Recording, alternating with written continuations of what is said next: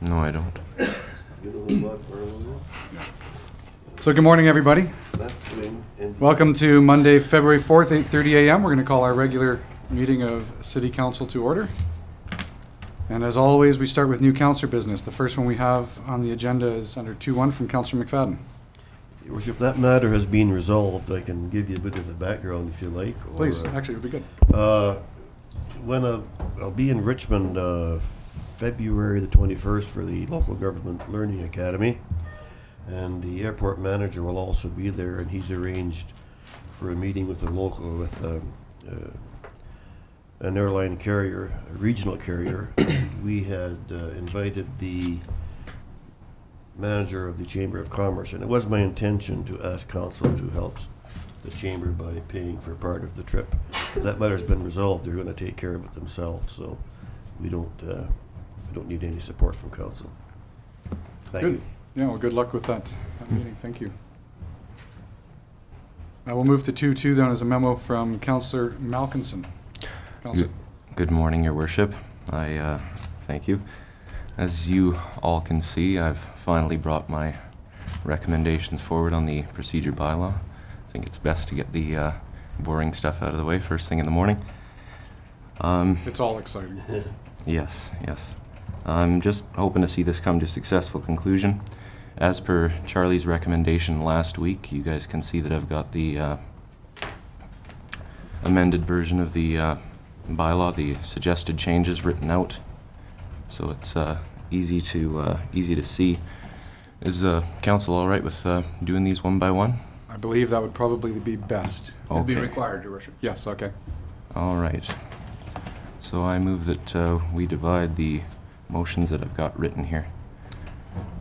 So the best process would be you've submitted 7 recommended changes that That's you would right. like to see. Yes. I assume the best thing would be is to start with number 1. You would make the motion to move, and if it's seconded, then we would vote on it.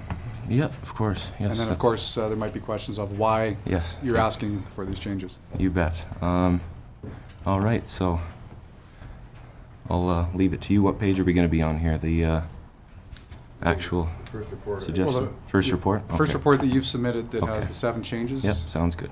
And then we're going to have to flop over to into the procedure bylaw under the and everybody on council sees that there's been yellow highlighted changes, which I appreciate because then we can actually see what the change is. So. Okay. So go ahead, Councillor. Okay. So the first one, the remove the reference to the addition of Robert's Rules of Order. I brought this recommendation forward so that everybody understands the temperament that the rules are understood with during the council meetings. It was basically a compromise between myself and the mayor. I don't suppose there'll be, I hope there are no problems here. So you'd like to make the motion, obviously, as number 1 then, right? Yes, Your Worship. So Councillor Schumann is seconding that. Jim? I think for procedure, these should all be motions to amend the procedure bylaw in this fashion. Then we'll bring you back an amended bylaw, which you will have to read. Read the entire bylaw as an entirety. Okay, thanks. Okay. That's okay. So Yep. as amended, and then seconded by Councillor Schumann. And any questions on that motion? I'm at a disadvantage. Sure, Councillor. The technology here is new and Oh, that's right. get Today's linked the up. first day. So right? what is the exact word? I'm going on memory here. I mean, I did read it all, but it didn't make any reference to any specific Robert's Rules of Order. No. Right now, our procedural bylaw references the 1995 edition, and Councillor Malkinson is just making a motion that we remove that edition and just say we follow Robert's Rules of Order, and delete the reference to any specific edition. Yeah, I'm wondering about that because then we could have issues over which one we've referenced, and I'm just wondering if it shouldn't be just the most recent edition of Robert's Rules of Order. I believe, actually, this would be something I brought forward too, working with Councillor Malkinson, and the issue that I had with that one when he mentioned a compromise was if we went with the most recent, that means every time Robert's Rules of Order changes, staff will have to come forward with a report of what those changes were, and then we'd have to decide whether we were adopting them and that. But yeah. Jim, do you have some? Yeah, and through your worship, you have a hierarchy in your procedures bylaw.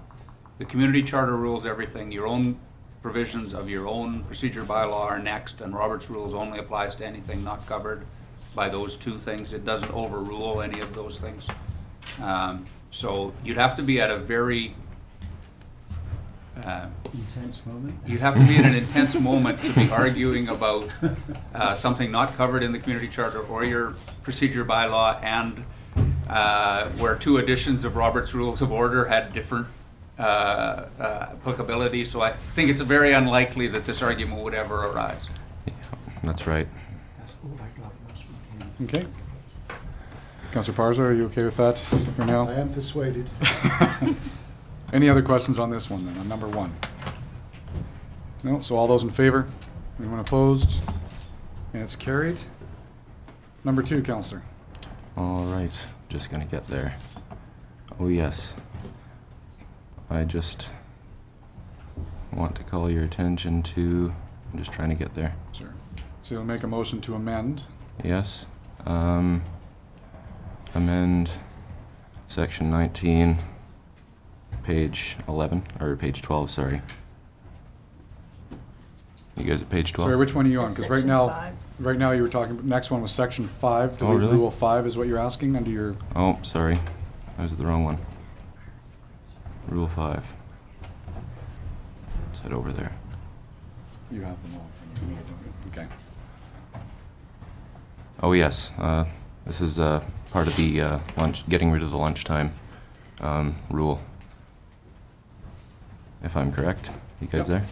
Yes. Okay. Okay, so Councillor Schumann is seconding your motion to amend that one, and that as listed there. And that's the adjournment at 12, so. Is there any discussion on that one? Seeing none, all those in favor? Opposed, and it's carried. Section 14. Yep, number 3 now, Councillor. Yes. So that's, you have a whole bunch under the agenda for section 14. You're looking to amend how we do Mhm. the agenda. Yeah.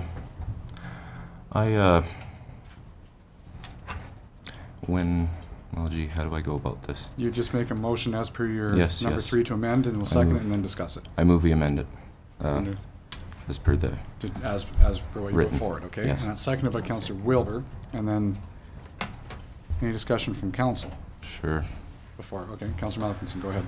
When going through the agenda, my weekends are particularly busy, and I think that it would be good if I had a little bit more time to come in with staff and speak to whoever's necessary about the various items that are on the agenda. I believe that the deadline that I'm suggesting is in line with the deadline that Fort St. John Council receives their agenda at, and the Prince George Council, I know for sure. I don't think that it's that too extreme of an ask. I don't think it would be too difficult to accommodate. I would certainly appreciate more time, and having been on council for a year, I think that I consider myself qualified, to say that the timeline that currently is given to us isn't adequate. Anybody on council want to speak before me? Councillor Wilbur. Actually, a year ago, I think Councillor Parslow and I brought us forward, and, Yeah. and so it was mentioned we hadn't really been on council long enough and could time it out, and I have to agree with Councillor Malcolmson, a year down the road, I would like that extra time to study the agenda or go and research any questions that I may have, so that's where I stand. I would vote in favor of that motion. Okay, I'm not seeing anybody else on council want to put their hand up. This is one that I can't support myself.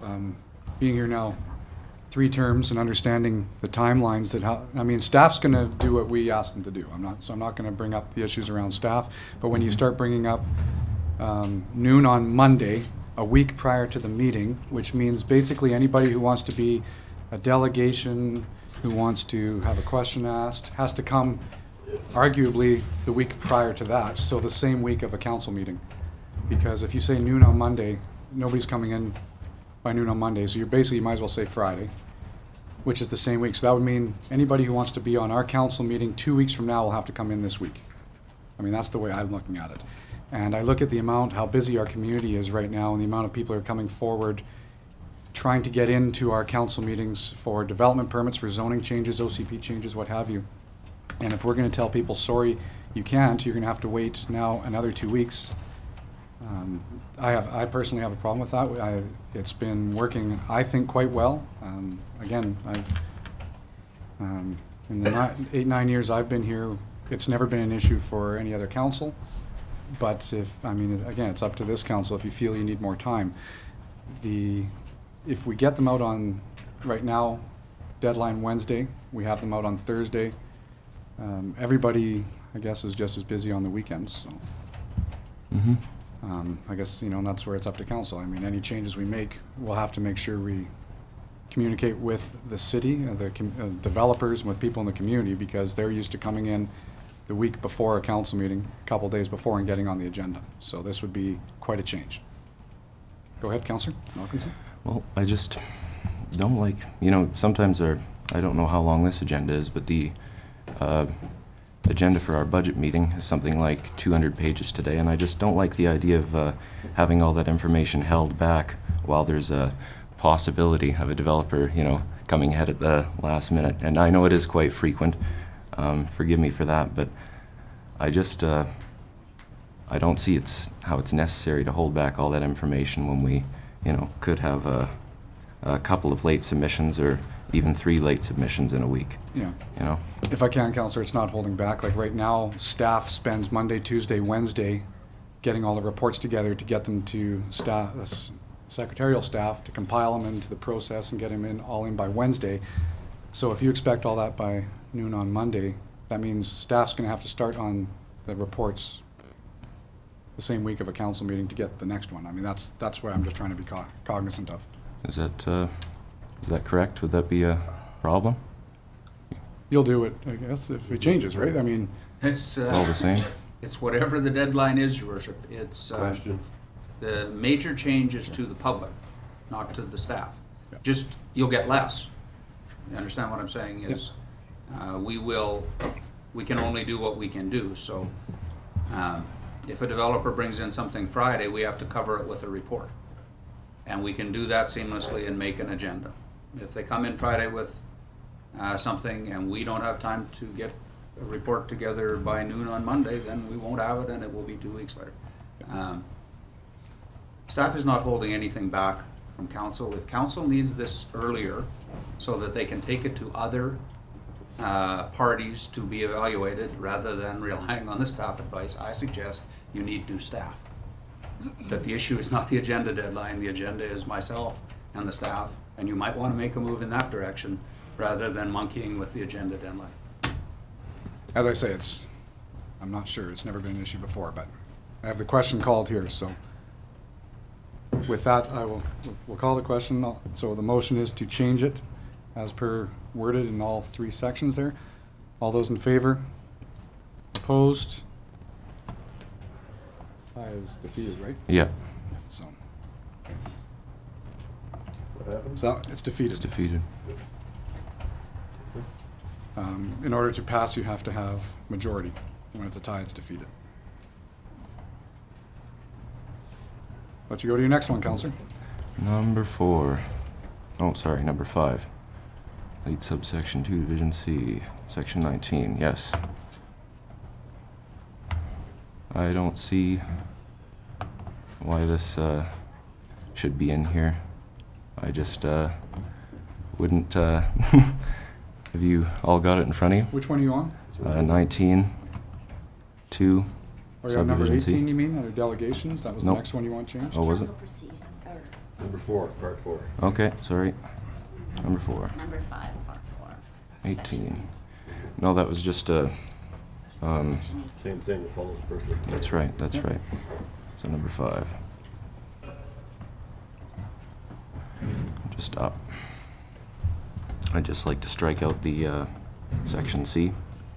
I don't think there's ever a situation where this is required, and I think it would be neatest just to get rid of it. Brenda, can you, oh, sorry, Councillor Schuman's seconding first of all. Brenda, can you explain that one to me?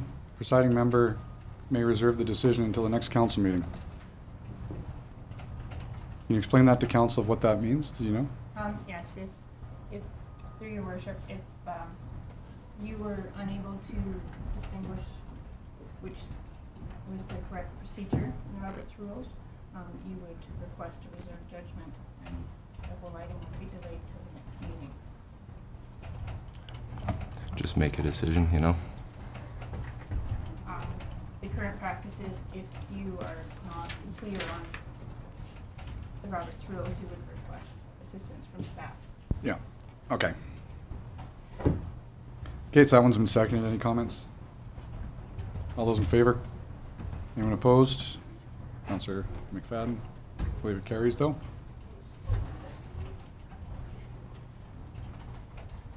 Okay, Councillor Malcolmson, you got a few more here. Just 2 more, Your Worship. Section 20. The next one is section 20 that you want amended Yes. to remove there, A. I think this is what we currently do right now. Typically, you recognize people if it's necessary for the progress of the discussion. And, yeah. That rule about, if you speak twice or anything like that, that's silly, Your Worship. I think you should just recognize people if it's necessary for the progress of the discussion. And then if somebody wants to call the question, Terry will move that. And yeah. Okay, well, I see you're amended. Maybe we'll see if it's seconded first before we discuss it. Councillor Wilbur, my question is, you're asking us to remove the line that says that you can speak with permission of the chair. Okay, I obviously do mean you'll recognize somebody to speak. Which is what we do now. Yes, yeah. But if the member's explaining material, I just think it's best that you just, I don't know, I like how it's written there. I'm recommending that you, I'm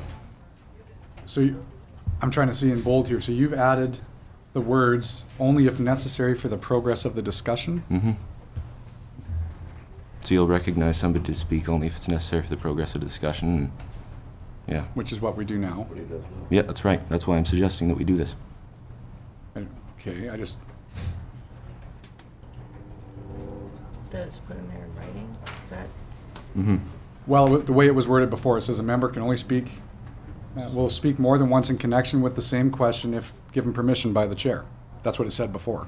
And he's trying to change it only if it is necessary for the progression of the discussion. Just changing the wording, so. Any discussion? Okay, Jim? Yeah, through your worship, by removing the reference to the presiding member, you're leaving it up to each member. So Yes. long as each member believes what they're saying is necessary to the progress of the decision, they may speak as many times as they wish. And since we've just eliminated the 12 deadline, you could filibuster from now to forever, because the presiding member no longer, with this wording change, the presiding member no longer can intervene. Yeah. Right now, the progress is if you start speaking too much, I have the authority as the chair to say, sorry, you don't get to speak again, we're calling the question, moving on. And you're asking to remove that? No, I'm not. I Okay, lots of apologize. strikeouts, so. The way it's written doesn't reflect what I was hoping to mention. It also says that there's a 10-minute time limit for anybody speaking anyway. Obviously, I hoped for a reference to the chair there, but it didn't come out as I intended. So let's just vote this one down, shall we? Okay, so all those in favor? Anybody opposed? Okay, that was defeated. Next one? Last one. 7? Yes. 27, adjournment.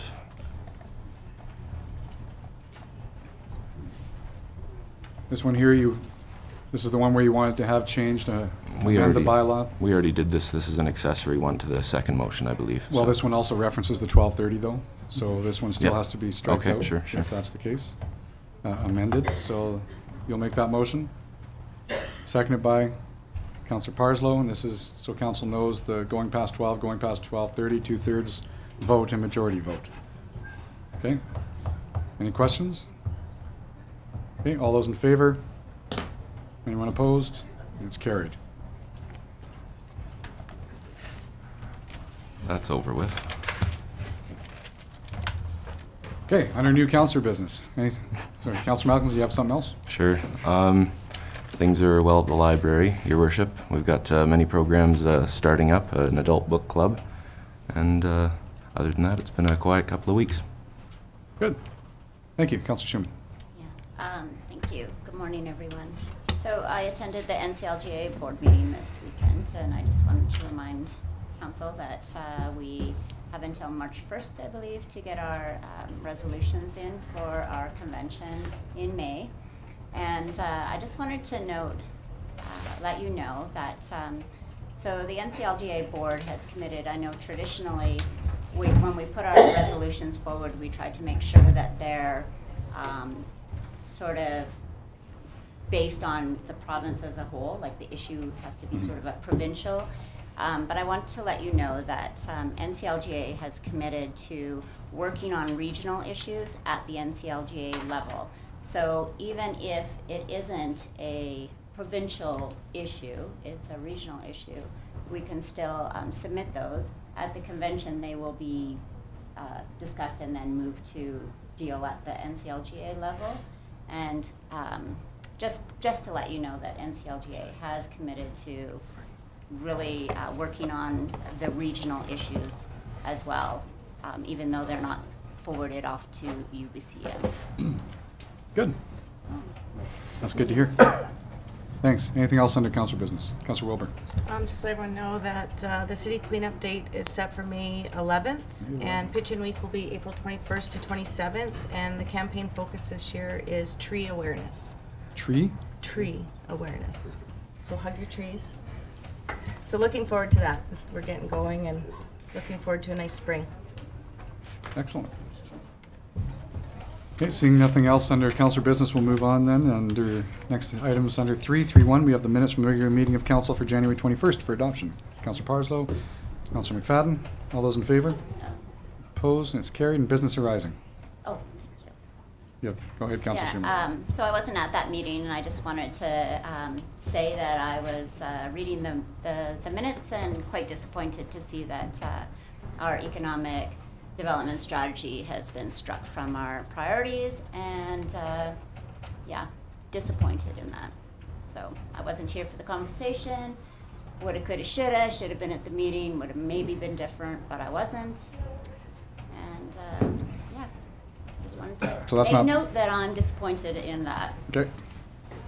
Not quite business arising, but No, hey, but- Councillor Malkinson. Your Worship, it wasn't reflected in the actual motion that was written in the minutes, but I was wondering if the DCMHA has been made aware that it's likely that we won't be giving them a fee waiver for their events in future years. You remember the provincials that are being held here? Jim, I know the motion was to grant it, and that they would be that we would just let them know that, go through. It wasn't a standing order for year to year. But And I don't understand that we won't grant it in the future. Yes. I understand that it would have to come out of the actual grants budget, Yes. valued in the way that assuming you adopt the policy later in the meeting, they would have to be examined on that public good continuum. Yeah. And there would have to be a grant process well in advance of what they did this time. And they've certainly been informed that there'll have to be a great deal more timely in the future. Good.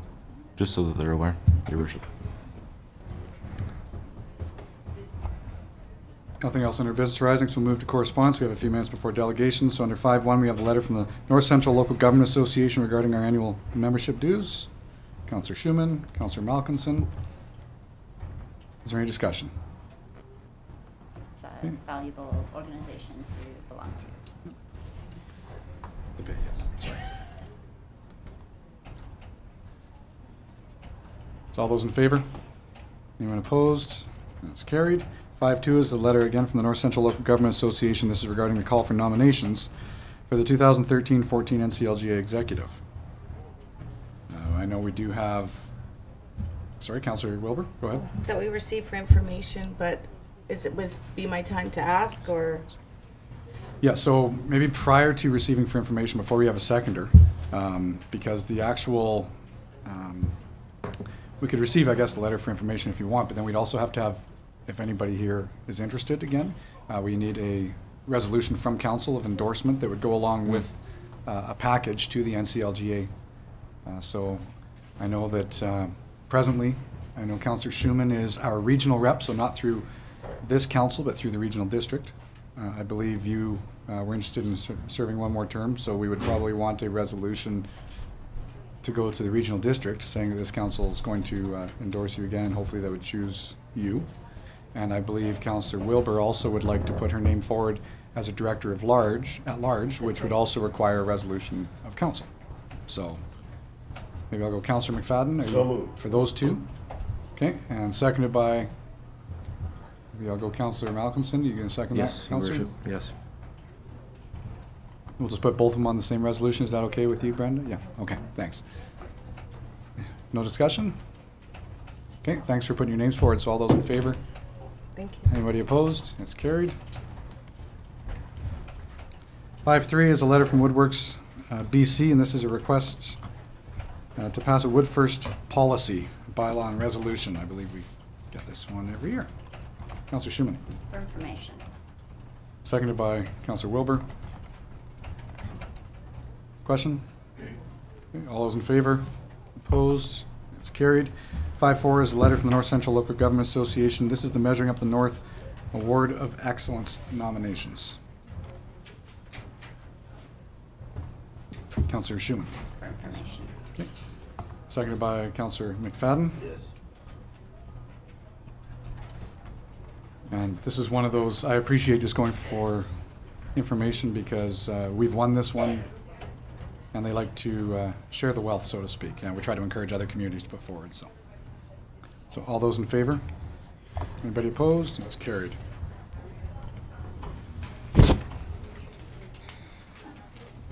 Uh, 7.1, I'm going to try to get this one in before we go to delegations, and this is report 13026, and this is from the Director of Corporate Administration regarding the Mile Zero Flying Club for their convention requests. And last meeting we asked staff to compile a report to have that information, and we have members here as well in the gallery, but I look to council. There's a recommendation forward. It's up to council. Councillor Wilbur. I'll make the motion that report number 13-026 from the Director of Corporate Administration be received. Further, that the city respond to the Mile Zero Flying Club's request as follows. 1, that the road closure request be approved from the city's hangar east to the intersection of the cat rental store. 2, that the additional mowing during the month of June be approved. Further, that the added expense to remove ruts and debris from the proposed parking areas be denied. 3, that the extension of the bus route servicing the multiplex be denied with the suggestion that the Flying Club approach a local provider for shuttle buses. 4, that the request for use of the city-owned hangar be approved. 5, that staff time required to install orange field fencing be denied. Further, that airport staff work with the Flying Club volunteers to reduce the city staffing cost relating to the installation and removal of the orange field fencing. 6, that the relaxation of the sign bylaw be denied. 7, that the request for the use of the Encanna Event Center as one of the city's rent-free options be denied. Further, that the Flying Club negotiate directly with the Encanna Event Center.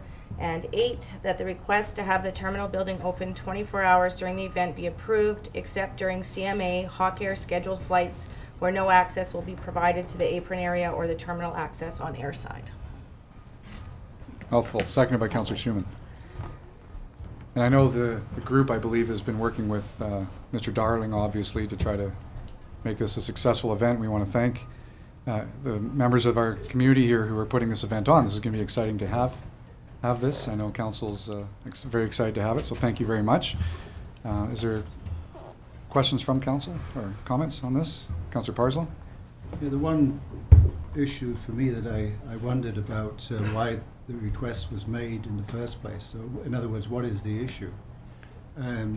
Relates to the removal of, or the need to roll the field. That there was ruts and so on. And so, I think the staff recommendation is just to leave the field as it is. And I was just wondering why the Flying Club had made that part of the request. Yeah, I believe the recommendation is the rolling might get done. The recommendation is just that we won't use city staff or resources to do it, but I believe that work can be done, but with the request of council, we can ask the delegation that's in the room to answer that one. If, Sure. Okay. Certainly. The request to roll the field is actually driven largely by the airport manager. He feels there's a large number of ruts out there. We agree there is for moving aircraft. In our initial discussions over the calendar year ago with the airport manager, we acknowledge there's holes, and we will take care of it. The airport manager's expectations as to what's required in ours are slightly different. His is slightly higher, and we were under the impression he'd simply tow the roller behind it no work, and he'd like to do it separately. We'll continue to work with the airport manager to improve the field conditions to make sure it's worthy of the event. We won't sink any aircraft or anything out there. But generally, we're happy to concede that one, that we don't need that kind of investment or time from the airport at this time. And the airport manager said his goal is not to increase the airport budget to accommodate us, but on weather days, such as when the staff can't operate due to fog or other tasks are completed, if they have spare time, they'll assist us, and beyond that, it's our responsibility to acknowledge that. Good. Thanks for that background there. Councillor Parslow, that helps? Okay. So seeing no other questions then, all those in favor? Anybody opposed? And it's carried. Okay, thank you, Council. And on that, we're going to go back then to delegations. Brenda, do we know if we have our first one in attendance? The first one is here, yes. I hear I don't hear her, that's why. It's very happy New Year's baby. What? It's very happy New Year's baby. Is it? Yeah. We always wait till they're a month old, right? That's better. Hi, Kaylee.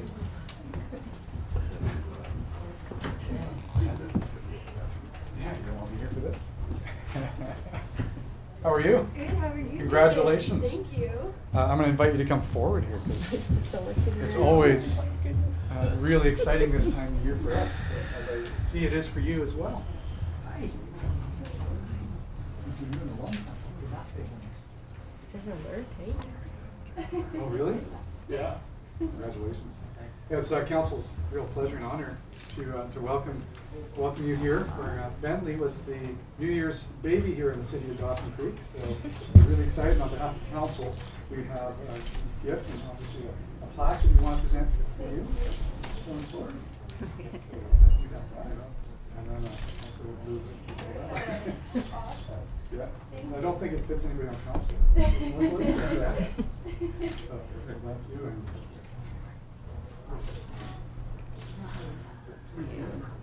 And you're all excited. Are you happy with your big sister? Yes.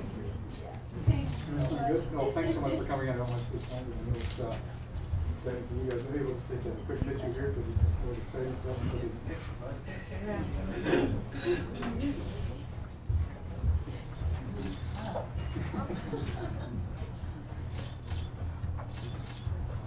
Well, congratulations so much. Thank you.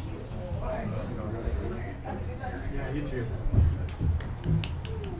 Congratulations.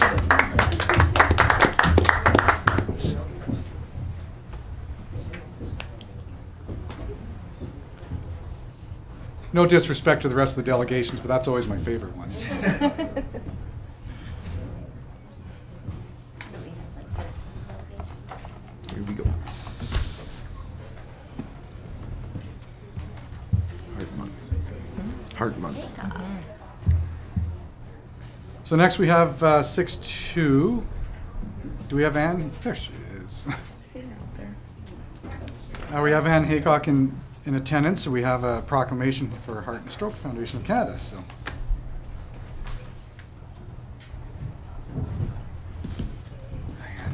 Hi, Ann. Hi. How are you today? I'm good. Good. So I'll just read out the proclamation that we have here.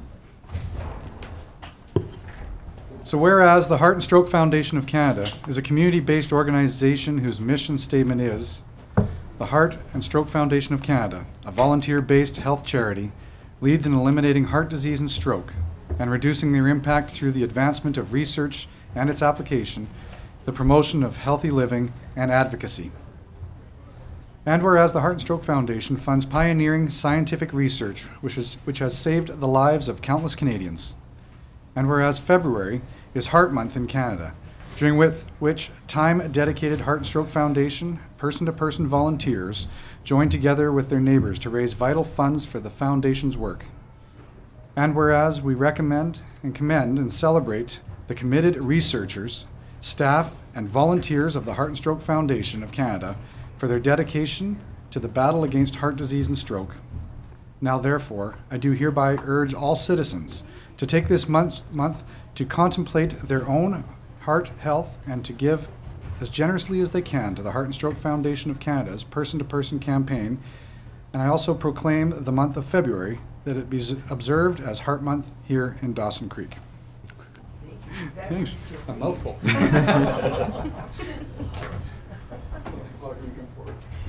Thanks again. Thank you so Thanks for everything much. you do. I appreciate it. really appreciate you supporting us. That's I'll give you a couple minutes if you have anything to make updates.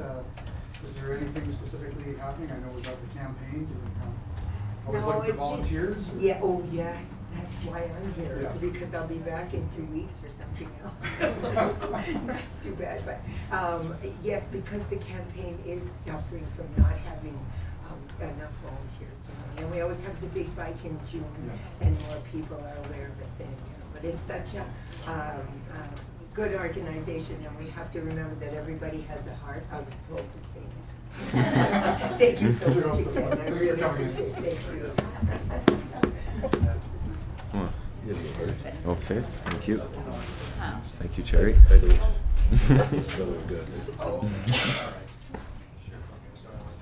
So I'll move on to 6.3. I have one other proclamation that I'm pleased to read out today. We have Ms. Margaret Sutton in attendance.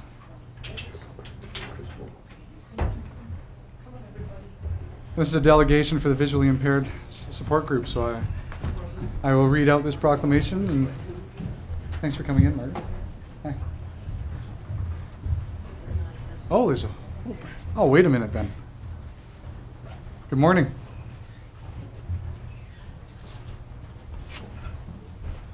Excellent. So, just bear with me a moment while I read out the proclamation then. So whereas this is the 67th year in Canada that the first week of February has been recognized as White Cane Week, and whereas White Cane Week is a public awareness program of the Canadian Council of the Blind, which has acted as the voice of the blind, believing that extending accessibility is essential to enabling those who lack sight to achieve a reasonable quality of life. And whereas White Cane Week aims to create a greater respect for the white cane as a symbol of independence, non-dependence, and ask that service providers remove barriers that limit the fullness of life of our fellow blind and visually impaired citizens. So now, therefore, I do hereby proclaim the week of February 3rd to 9th as National White Cane Week here in Dawson Creek.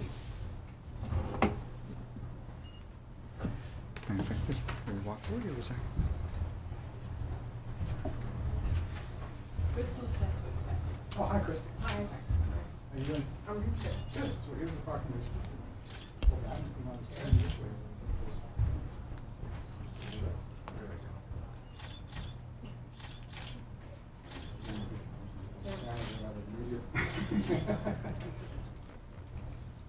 Good, well, thank you so much for coming in. Did you have anything you want to add, anything you want to say?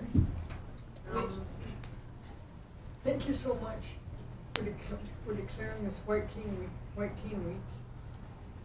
And I do hope the barriers will be removed and all the cracks will be fixed on the side. I expected that one in there. That's excellent. I'll give this to Margaret and Nicole, okay? Okay. We're just an informal group that's been meeting for about 12 years now.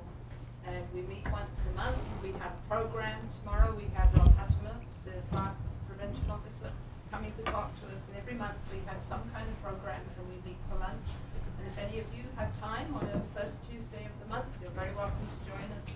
First Baptist Church donates their building to us with no fee because we don't have any money. And we've been going for 12 years. I always take the opportunity to remind everybody as well to do everything they can when it comes to sidewalks and clearing, helping clear. I can only appreciate how difficult it would be this time of year to walk around with the sidewalks the way they are too, so any help we get obviously is much appreciated. Well, a couple of people here who have white canes didn't bring them because they said, well, I never go out by myself because I can't walk. It's too, the roads are too tricky. Okay, Okay, well, thank thanks so you much very for much. coming. Thank you.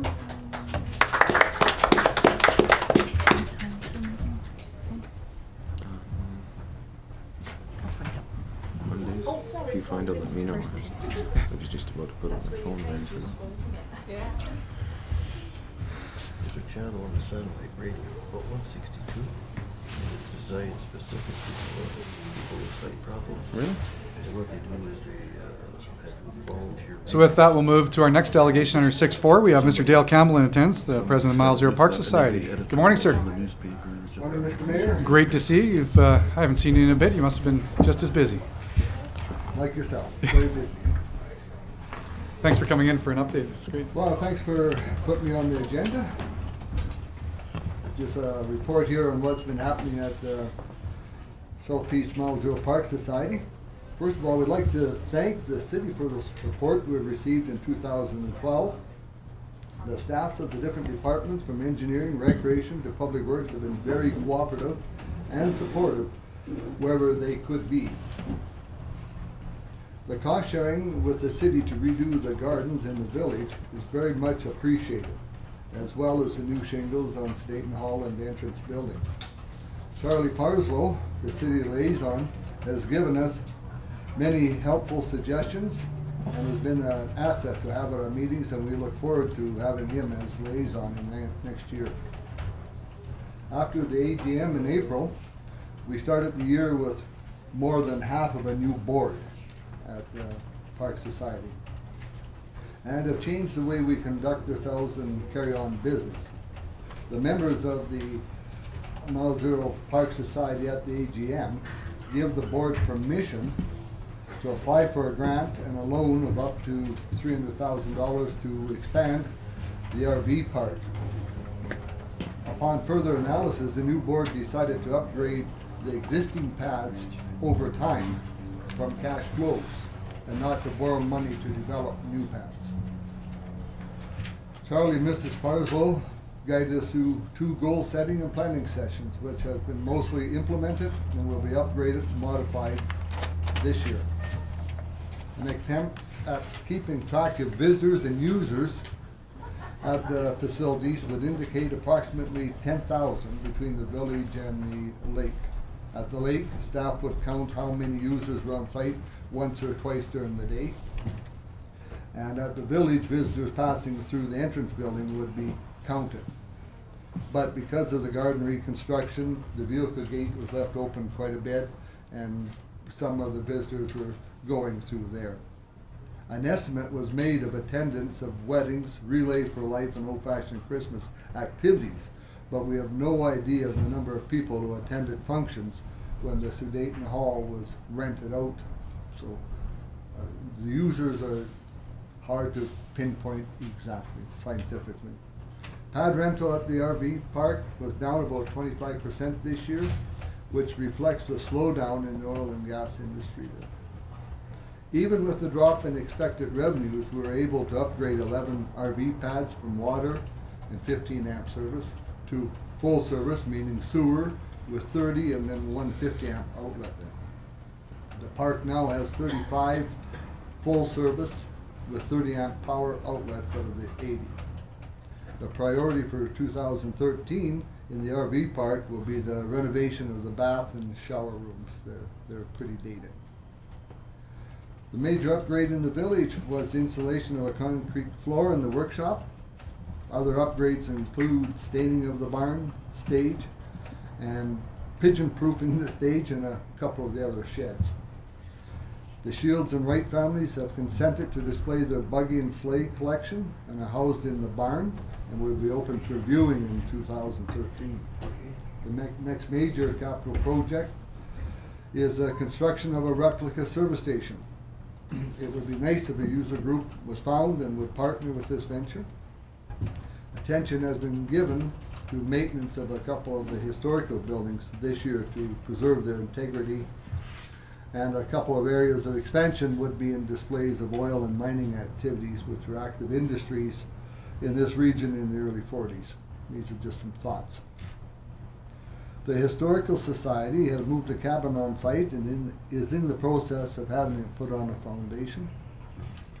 Bert Goulet, our park manager, convinced the Relay Walk for Life to hold their annual event at the village, and also has arranged for the former Jones's Jamboree to be held at the village starting this summer.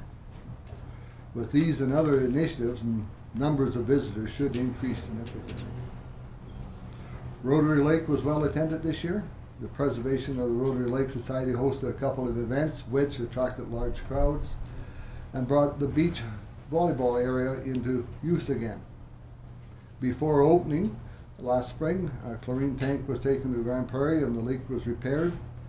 The other two tanks were taken this fall, but no leaks were found, but the gaskets in the discharge were upgraded to be corrosive resistant. So they don't deteriorate, just little rubber gaskets. This year we hope to replace some of the trees that have matured or died. The playground equipment in the area should also be replaced in the near future. We have had some discussion with the society that is spearheading the creation of the water park in Dawson Creek, and we support this as an added feature to Rotary Lake. The society, the South Peace Mountain Zero Park Society, want to thank the Rotary Clubs of Dawson Creek for the $15,000 donation this year, or in 2012, and they plan to repeat it in 2013 and 14. We also want to thank the members of the Historical Society for the volunteer hours spent at the village this year. We plan to actively seek additional fundraising and partnering opportunities to put the needed major restoration and future expansions in place. That's my report. Excellent. Well, thank you. A busy year. Yes, it has been. And I just want to start out by thanking you and all the rest of the board and the volunteers, because it's a great partnership that we have, and obviously this is something that that wouldn't happen without yourself and everybody. And I've heard nothing but amazing compliments about yourself, Dale, and the way the board's being run. So thank you very much. Again, the success down there wouldn't happen without you and everybody else. Just want to find out from council if there's any. Just thanks, Dale, for the great job your new board's been doing out there, and I think Councillor Parslow also requires a pat on the back for the leadership he's given from council towards that board. Perhaps that may have been lacking in the last couple of 3 years, and we won't mention who that liaison person was, but he's sitting right here. So thank you to Councillor Parslow too. Yeah, thanks, Councillor. I know. Did you have anything to add? Sure. I would just like to appreciate that very much, Councillor Fadian. I think I would say that I would be very upset if I wasn't liaison with the Mount Zero Park Society and the Historical Society. I think one member of the board said at our last meeting, I think, he had a fun year. And I think for that person to say he had a fun year and that he was happy with all that had been accomplished, I think summarizes everyone's feeling. I think there's great spirit in that park society, and the liaison with the Historical Society is dynamic and fruitful, and it's a pretty healthy thing that's going on right now. Yep. Dale, you've done a lot to achieve that, and I thank you personally for that. This is just a teamwork. So. But in saying that, when you can walk away and say it was a fun year, it's a lot easier to maintain and keep volunteers when it's when it works that way too. So good luck in the next year, and we look forward to working with you again. Okay, thank you very much. Thank you. So our next delegation, 6-5, is Mr. Kip Fast. Good morning. Morning. I'd like to thank Council, the Mayor and Council, for the opportunity to speak today. This is about the 30th anniversary of the Dawson Creek Art Gallery and the events that are planned through the year, and a request for sponsorship. The project, as we see it, the Dawson Creek Art Gallery is selling its 30th anniversary of its current facilities at the Heritage Grain Elevator on Alaska Avenue. To celebrate that, we're planning a series of events through the year that will strengthen our historical roots expressed through the visual arts, which is a very strong tradition in our community. Derive economic benefit through the gallery's role in tourism and art sales, and maintain and strengthen the community's core values during times of rapid change through the economic boom that's happening. I think as a community, you can be overwhelmed by these changes, or you can strive to shape them to the community's benefit. So this is part of what the project is all about. I'll just go through some of the events that are planned through the year. We've had a logo contest that we will present the winner at the next exhibition opening. We're planning to propose street banners for 8th Street in the center median. There is an Alaska Highway exhibit that will be held through the summer that will tie directly into tourism. We're also hoping to hold workshops by the artist at the Pioneer Village.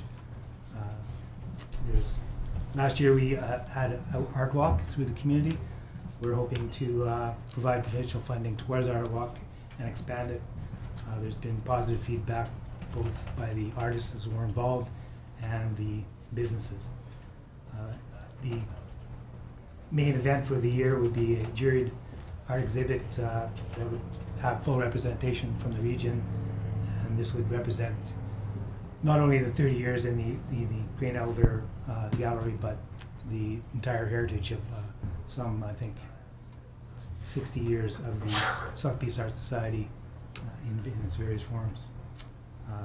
And we also are planning to hold a series of workshops by visiting artists or local artists that would help reinforce the striving to better the artists in the region. The request for a sponsorship, if you need a tangible result, I think you're looking for, would be the street banners. Currently along 8th Avenue, there are 2 sets of banners, one by the Dawson Mall and one by the George Dawson Inn. Yeah. They're in the center median. They're currently not filled by banners, so we're hoping to propose to create a set of banners that would promote the gallery itself, the visual, cultural heritage of the city, and this be directed towards the citizens, obviously, to get them into the gallery and to participate in the arts, and also as a direct tie into tourism. And it would complete that set of banners that were directed by the city 4 or 5 years ago. I think it's important to, it would also reinforce our heritage. After the Alaska Highway burnt down, the gallery in the elevator is kind of the iconic symbol for our agricultural history. We brought this to Parks and Rec, and they've raised a few issues with. One of the reasons there aren't banners there now is that they've had problems with wind. So we've proposed to use a different material that is stronger mesh, and I can leave this with city staff. You can take a look at it there. One of the advantages is the strength of it, and it can be printed on both sides. Oh, cool. So you kind of double your visual impact. And we feel that with a different material and a strengthening of the lower armature, then that problem with wind would be solved. How do you stop the stray cars that decide to drive into and knock the one down that we have to put back up too? That is a possibility. As far as other partners and funders of the project, the commitment from the Northern Lights College Foundation, they administer the CJDC Community Project Award. They've accepted our application for that.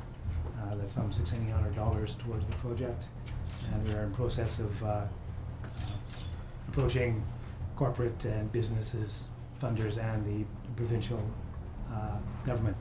The one key application that we're in process of doing is a cultural communities through the BC government. Their outlines for that are to implement new or expand existing targeted community engagement initiatives, and to produce a milestone anniversary celebrations. So obviously the project fits those two key priorities, and we're pretty confident that we can get that source of funding as well. Other than that, I would say one thing I did miss is a request for a letter of support from the city, and this would aid in pursuing other funding. And the other one I wanted to bring up is the exhibit opening this Thursday evening. And of course, everyone's invited, and it's based on photography, and just to capitalize on the growing interest in photography and just about everything. So we invite you all to that. Good. Well, thanks for coming in and giving that, thank all the past and present volunteers and people who had the foresight to move the grain elevator to its location. And as you say, it has become iconic for a symbol for the city of Dawson Creek. And so to celebrate 30 years for the art gallery and everything, I mean, all the travels I do around the province, how lucky we are.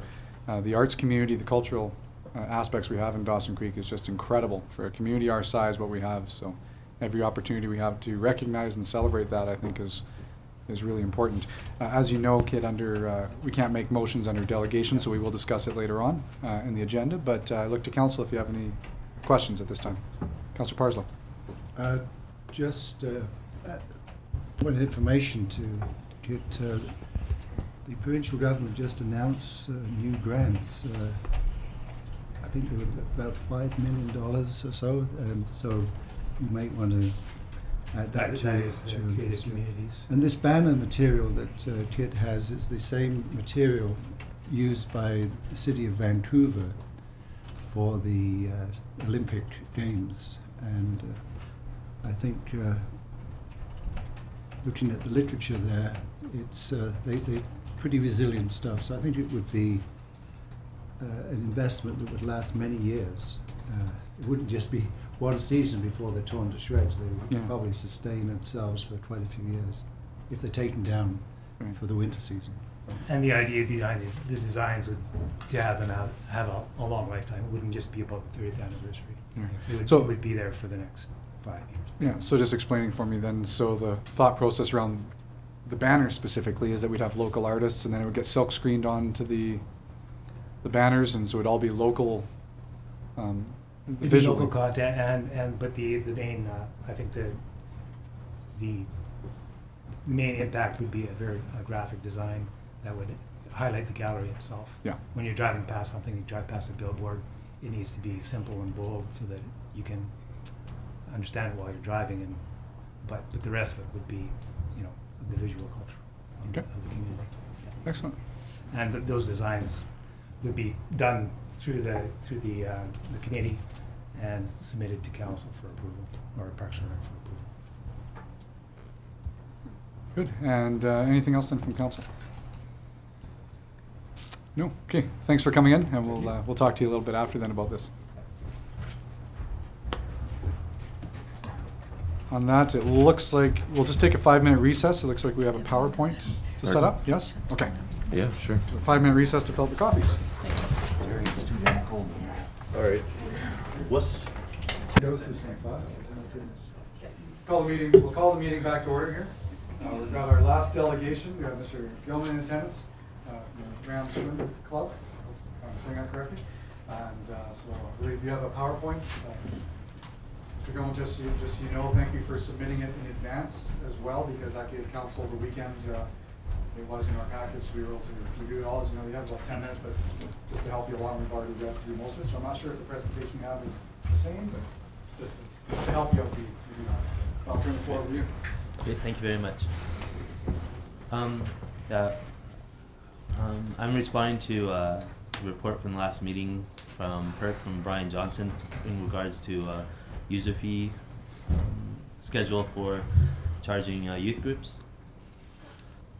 PERC has recommended continuation of the $16.75 per lane per hour rate. and Rams is a little bit disappointed with this rate because it's double the rate of Fort St. John, and the result is it blocks access of the community to using the pool and using it for the swim club.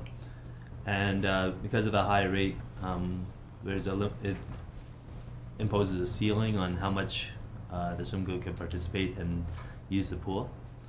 And as well, another situation is the current fee schedule that's being used is that the Rams can't afford to host events for a 4-hour swim meet in excess of $1,300 plus taxes, almost $1,500 per meet for 4 hours, which is a lot. It's usually what swim meets, usually what facilities are charged for a whole entire weekend.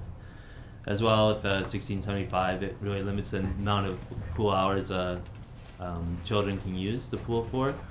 And once they hit about 12 years old, following the Swimming Canada athlete development model, they really can't be able to compete beyond the age of 12.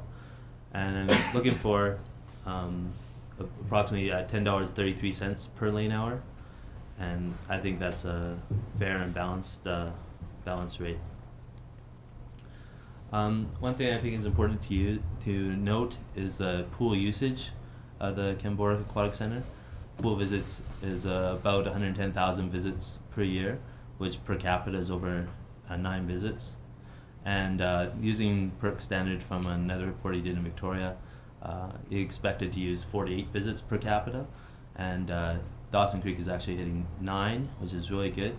So I just really want to take this time to point out that the pool usage is actually really high, and the pool and city staff are already doing a really good job of getting the community out to using the pool. So in terms of usage, everything's great.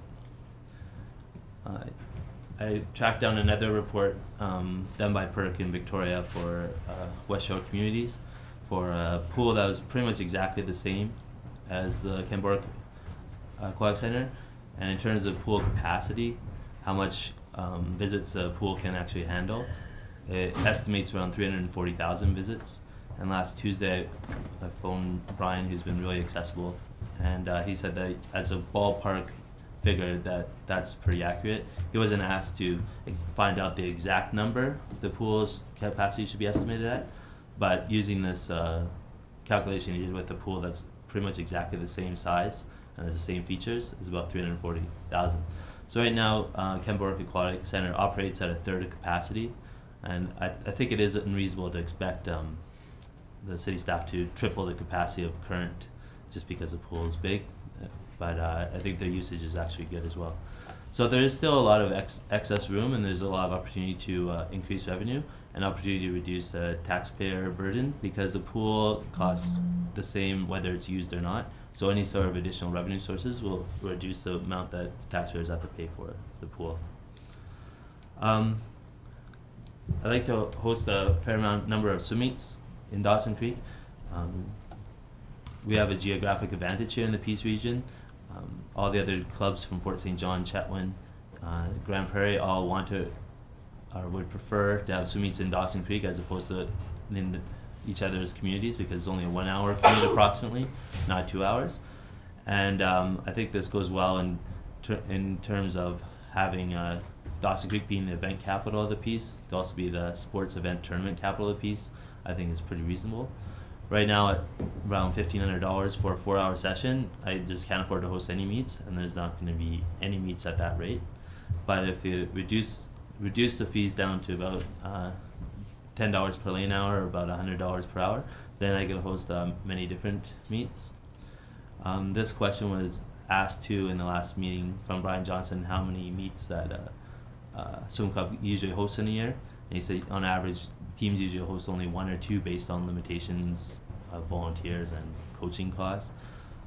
That's generally true in terms of only hosting 1 or 2 events a year, but in communities such as Kamloops, which has a huge geographic advantage, they actually host way more than 2 events a year. And same with Victoria, which has a huge facility advantage.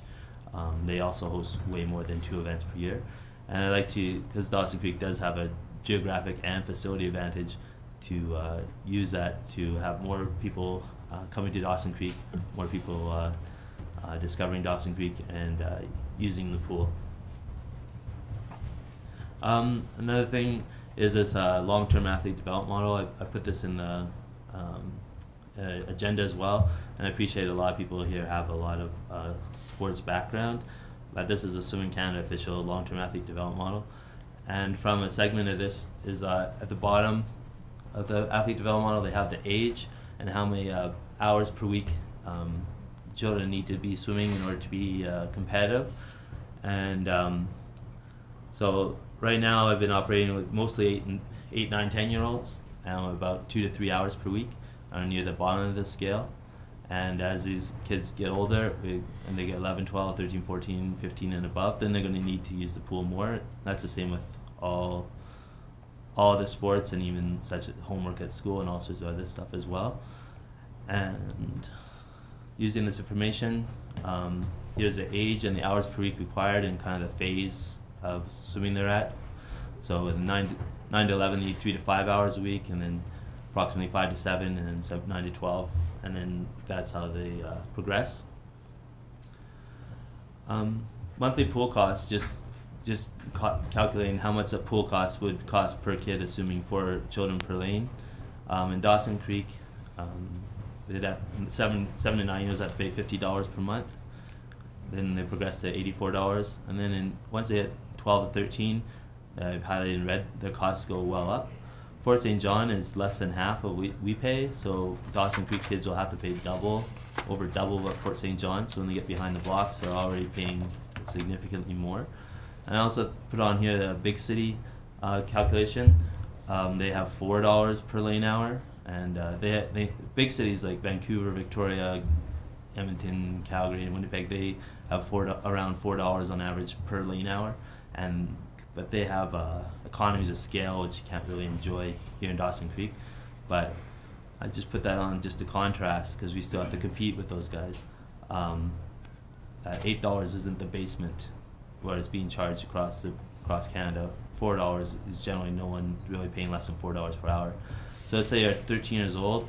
In the big city, you'd only pay $28 per hour or per month, and in Fort St. John, $58, and then Dawson Creek would have to pay $117 per month. And then as it gets older, then it becomes even more expensive. If you contrast this to what the unlimited pass rates are, then you can see a big contrast where 12 to 13-year-olds, if they join the swim club and swim, 5 to 7 hours a week, they're supposed to pay $112 per month.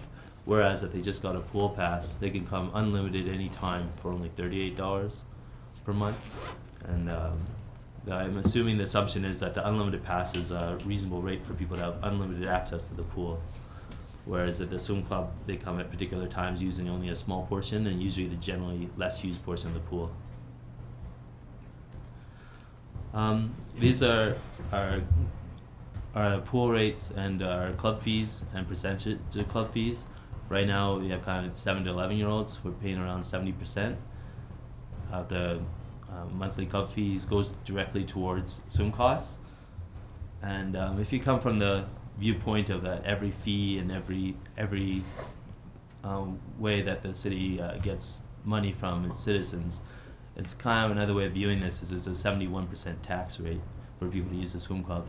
And I think that when people pay the $70 to swim twice a week, I don't really think people are aware that 70% or $50 per month actually goes towards pool fees. I think the value they have there is probably the inverse. The value of the coaching is probably about $50, not the value of the pool costs. So the extra money, Jonathan, if I can ask, so that's why I was curious. So this is paid, you have paid coaches? This isn't volunteer like other community groups? And right now we're just starting, and there's some general fees. Right now I'm volunteering, and it's all being financed by myself. So for example, it costs $600 to register one head coach for the swim club per year, and so if you work at the margin of $20 per month per kid, it's just not making money. And there's, and as well when they say mention the paying coaches to go to swim meets that Brian mentioned last time, which is not true.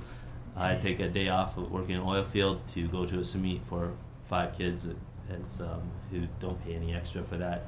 It's actually costs me money to run the club. Eventually, I expect a 2-year period, and then once we hit about 30 people, current swimmers, then that's going to be the break-even point, and then all the fixed annual costs will be able to spread out.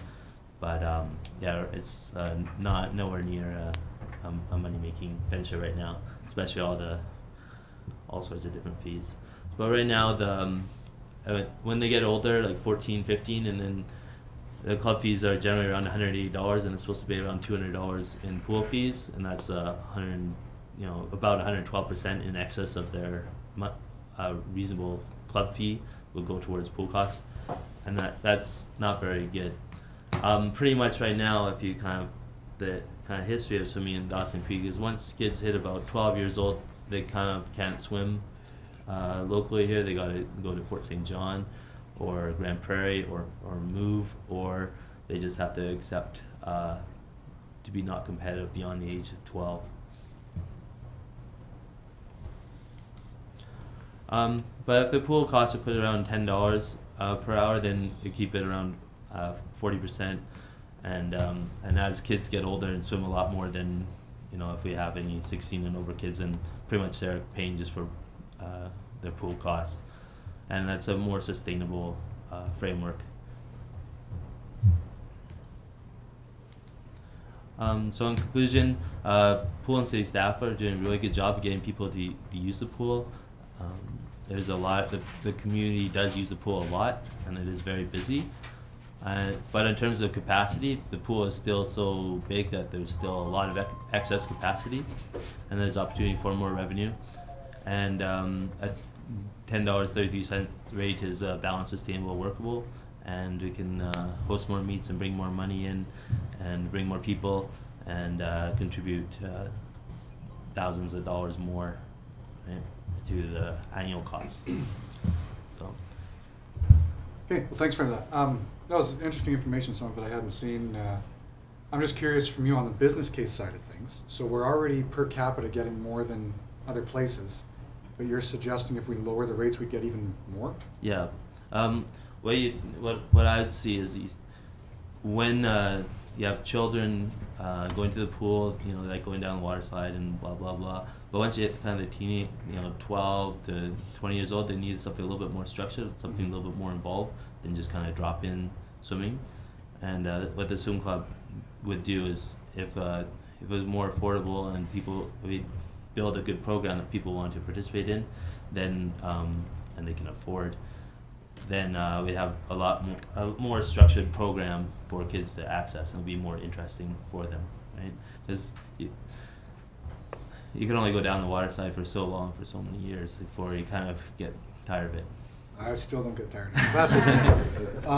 Actually, Jim, maybe you can help me out here, because we have this isn't the only swim club, we have a SEAL swim club in town, so are they struggling as well with this? I haven't heard from them. They actually haven't. They did not express any problem with the existing fees. The work Brian Johnson is doing with you, and it's on today's agenda for your determination.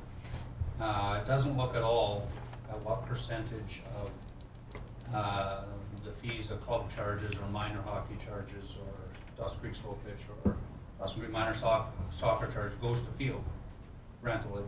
What it's looking at is what is a reasonable amount for the taxpayers to pay. So the target you have set at your pool with youth groups is you'll recover 50%. So anything that goes down in what you're going to charge the users goes up in the tax bill. That's what you've been looking at. And Brian had also said that your purpose here is not to decrease your revenues. Your purpose here is to decrease taxpayer subsidy in places where it doesn't make much sense. So existing fees are held level rather than reduced, even if the model would predict they're reduced, based on the market will bear. So if you were to do something for Mr. Gilman and his club, he has averages 8-9 persons. The SEAL Swim Club is around 68 people. They take more pool time because of that. Their account's about 12 times as large as Mr. Gilman's. If you give him a break, you'll give them a break, and the result of your new fees and charges will be less revenue in and more taxpayer subsidy, which was not what you would expect. Mr. Gilman says he'll add events and this will all work out over time, but that's just not the rationale that you were looking at. And I'm not arguing with the delegation. I'm saying you guys have worked through a process. What Mr. Gilman's suggesting is contrary to the directions you've given us today. We've all wasted quite a bit of time if you prefer this perspective versus the focus on what the taxpayers contributing focus. Just give me 2 seconds. I got Councillor McFadden want to ask a question. So the Rams and the Seals are paying the same lane Yes. rate? Okay. Well, then why couldn't someone just go and buy the $38 a month pass and then pop into the swim clubs? Can't do that? Not if you want dedicated lanes. The difference is you've got coaches, you've got dedicated Yeah. lanes, it's your space. The other $38, I assume, is just, you go in, it's drop in, you Just a use the free-for-all. facility, use the water slide. Yeah, Mr. there's- Gilman? And the Quesnel, actually, the swim club, it's part of their swim club fees. They get unlimited pool pass as well. There's lots of different models and stuff. I'm not 100% thorough with that, but they broke it out as a different option. As well, I disagree with the purpose of the PERC report is to increase revenues totally. The purpose of the point was to be provide more clarity to the process of charging fees, why some facilities charge $0 or well below the actual cost, and to provide a consistency among charging rates among all groups, whereas the Rams are the only ones that are paying the highest recovery rate out of all the other user groups, where some other groups have been 100% subsidized and are moving up to like just a 25% subsidy, and also to provide a more fair schedule of fees for charging different user groups. So when I go to the soccer and hand out flyers and they say, whoa, this swim club is really expensive, that's because they're being charged $0 for facility rental and they're not paying 70% of their fee towards facility rentals, right? So the PERC report was to help understand how to provide a more consistent and fair approach, right? And this has been identified before I started the swim club to work with PERC to find a more favorable rate, and I was looking forward to it because the pool rate was $10 in Fort St. John, and they actually reduced it down to around $8 this time last year, and that's that I was kind of pleased with that. It's going to be something similar like that would happen here, as well. Using Brian Johnson's two-prong approach that he talks about, the first prong being his way and the second prong being a market-driven way. And when you're coming up with pricing and market forces, there's not just one way of pricing pricing an item. There's cost approaches and demand approaches, but I would argue that yes, that even though we just started in 1 year and we have serviced about 20 kids in the past year, and I probably won't be needing this rate tomorrow, but right now is when we're doing the fees review, and right now is when we need to stand up for it. And I'm not speaking on part of the SEALs, but I have had interactions with them, and they're a summer swim club, and they're very active during the summer, and a little bit more dormant in the winter, and they've kind of have a transition right now of more experienced board members that have left in the past year, and they have more rookie board members starting right now. So past members are very interested in this, and the new ones seem to be unsure because it's kind of new territory for them. So the lack of resistance from them is probably more to do with their current board members than the actual need. Is there any more? Thank you. Yeah, any more questions from council?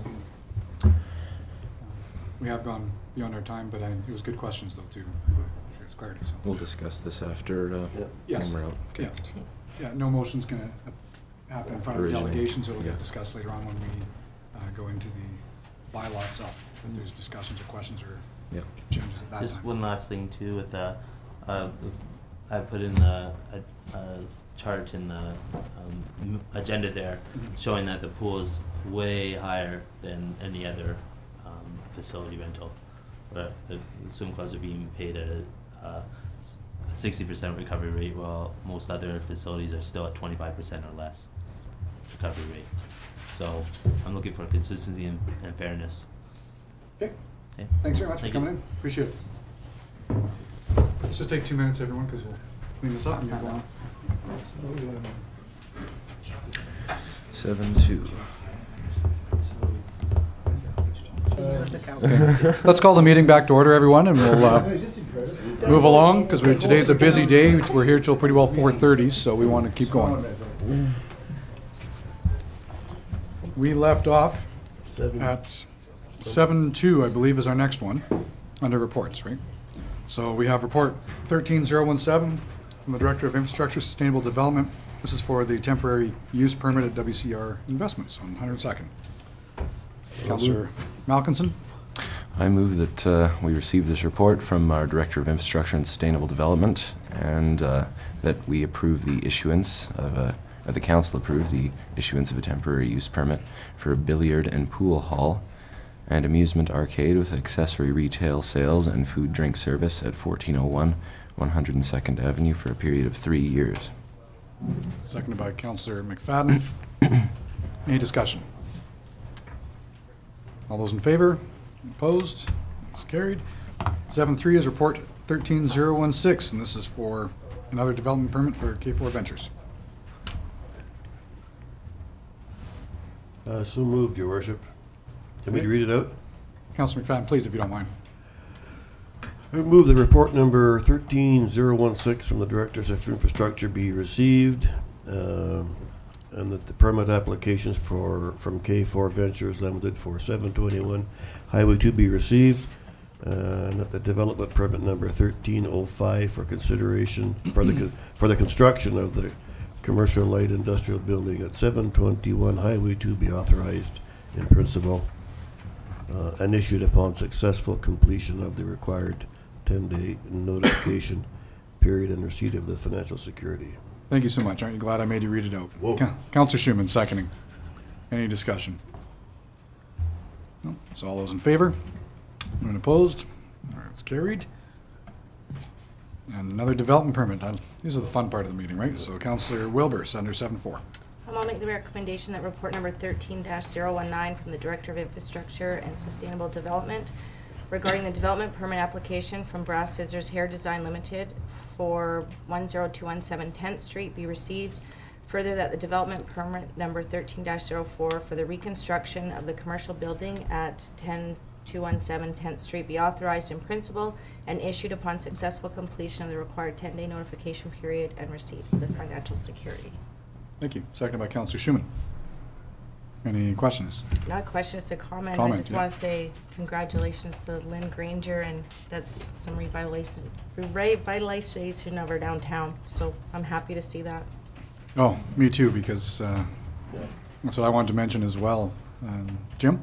Yeah, I think it's just amazing the resiliency of people, because I believe many of you talked to Lynn that Yes. night. And just amazing that she's moving forward. And as everybody in the community pretty well knows, not the first time she was affected by fire, and she's still kicking and moving along with it, and has a lot of strength, that woman, for sure. Absolutely. And just as importantly too is, you know, from a community perspective, when you've lost a place, it's nice to see it rebuilt and not sit vacant and in perpetuity like some of the other places that you know, not just in our community, but in so many other communities that happens. So it's great to see. Okay, so seeing none else, then all those in favor?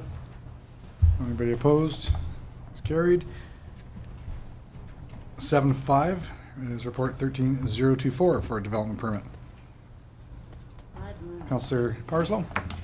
I move that report number 13-024 from the Director of Infrastructure and Sustainable Development, redevelopment permit application from Western Canadian Properties Group for 8600 and 8700 17th Street be received. Further, the development permit number 12-31 for the development of a 44-unit townhouse development at 8600 and 8700 17th Street be authorized in principle and issued upon successful completion of the required 10-day notification period and receipt of the financial security. Thank you. Seconded by Councillor Schumann. Any discussion? Wow. This is, yeah, exactly. Great to see some affordable housing, some the row housing like this is something that we haven't had this style in the community for quite a while. We've had lots of different other ones, but again, it's showing the confidence, I guess, in the local market to be able to have a company come in and build stuff like this. So, sorry, Councillor Malkinson, you wanted to add to that? Yeah, I was just, I'm not very familiar on process here. I was wondering when the, I suppose this is relatively quick to get an actual development permit going for this large area. When can we expect more development permits for this area? Well, this is a phased development, so this is, if you look on the map there, they've said they're starting with what they have phase 2, I believe. They're doing, once that gets started, it's no different than some of the other ones in town, you know, where we've got, you know, 3 apartment buildings on a block, but they build one, and then they, as it fills up, they build the second. And that's right. And the developer here, when I've met with them, that's their plan here. You look at the conceptual of where they plan on going over the next, who knows how many years, because basically the way they mentioned it to me was, as the demand's there, they'll keep going. So those are tight operations, I imagine. Okay. Any other questions then? Okay, so all those in favor? Opposed? It's carried.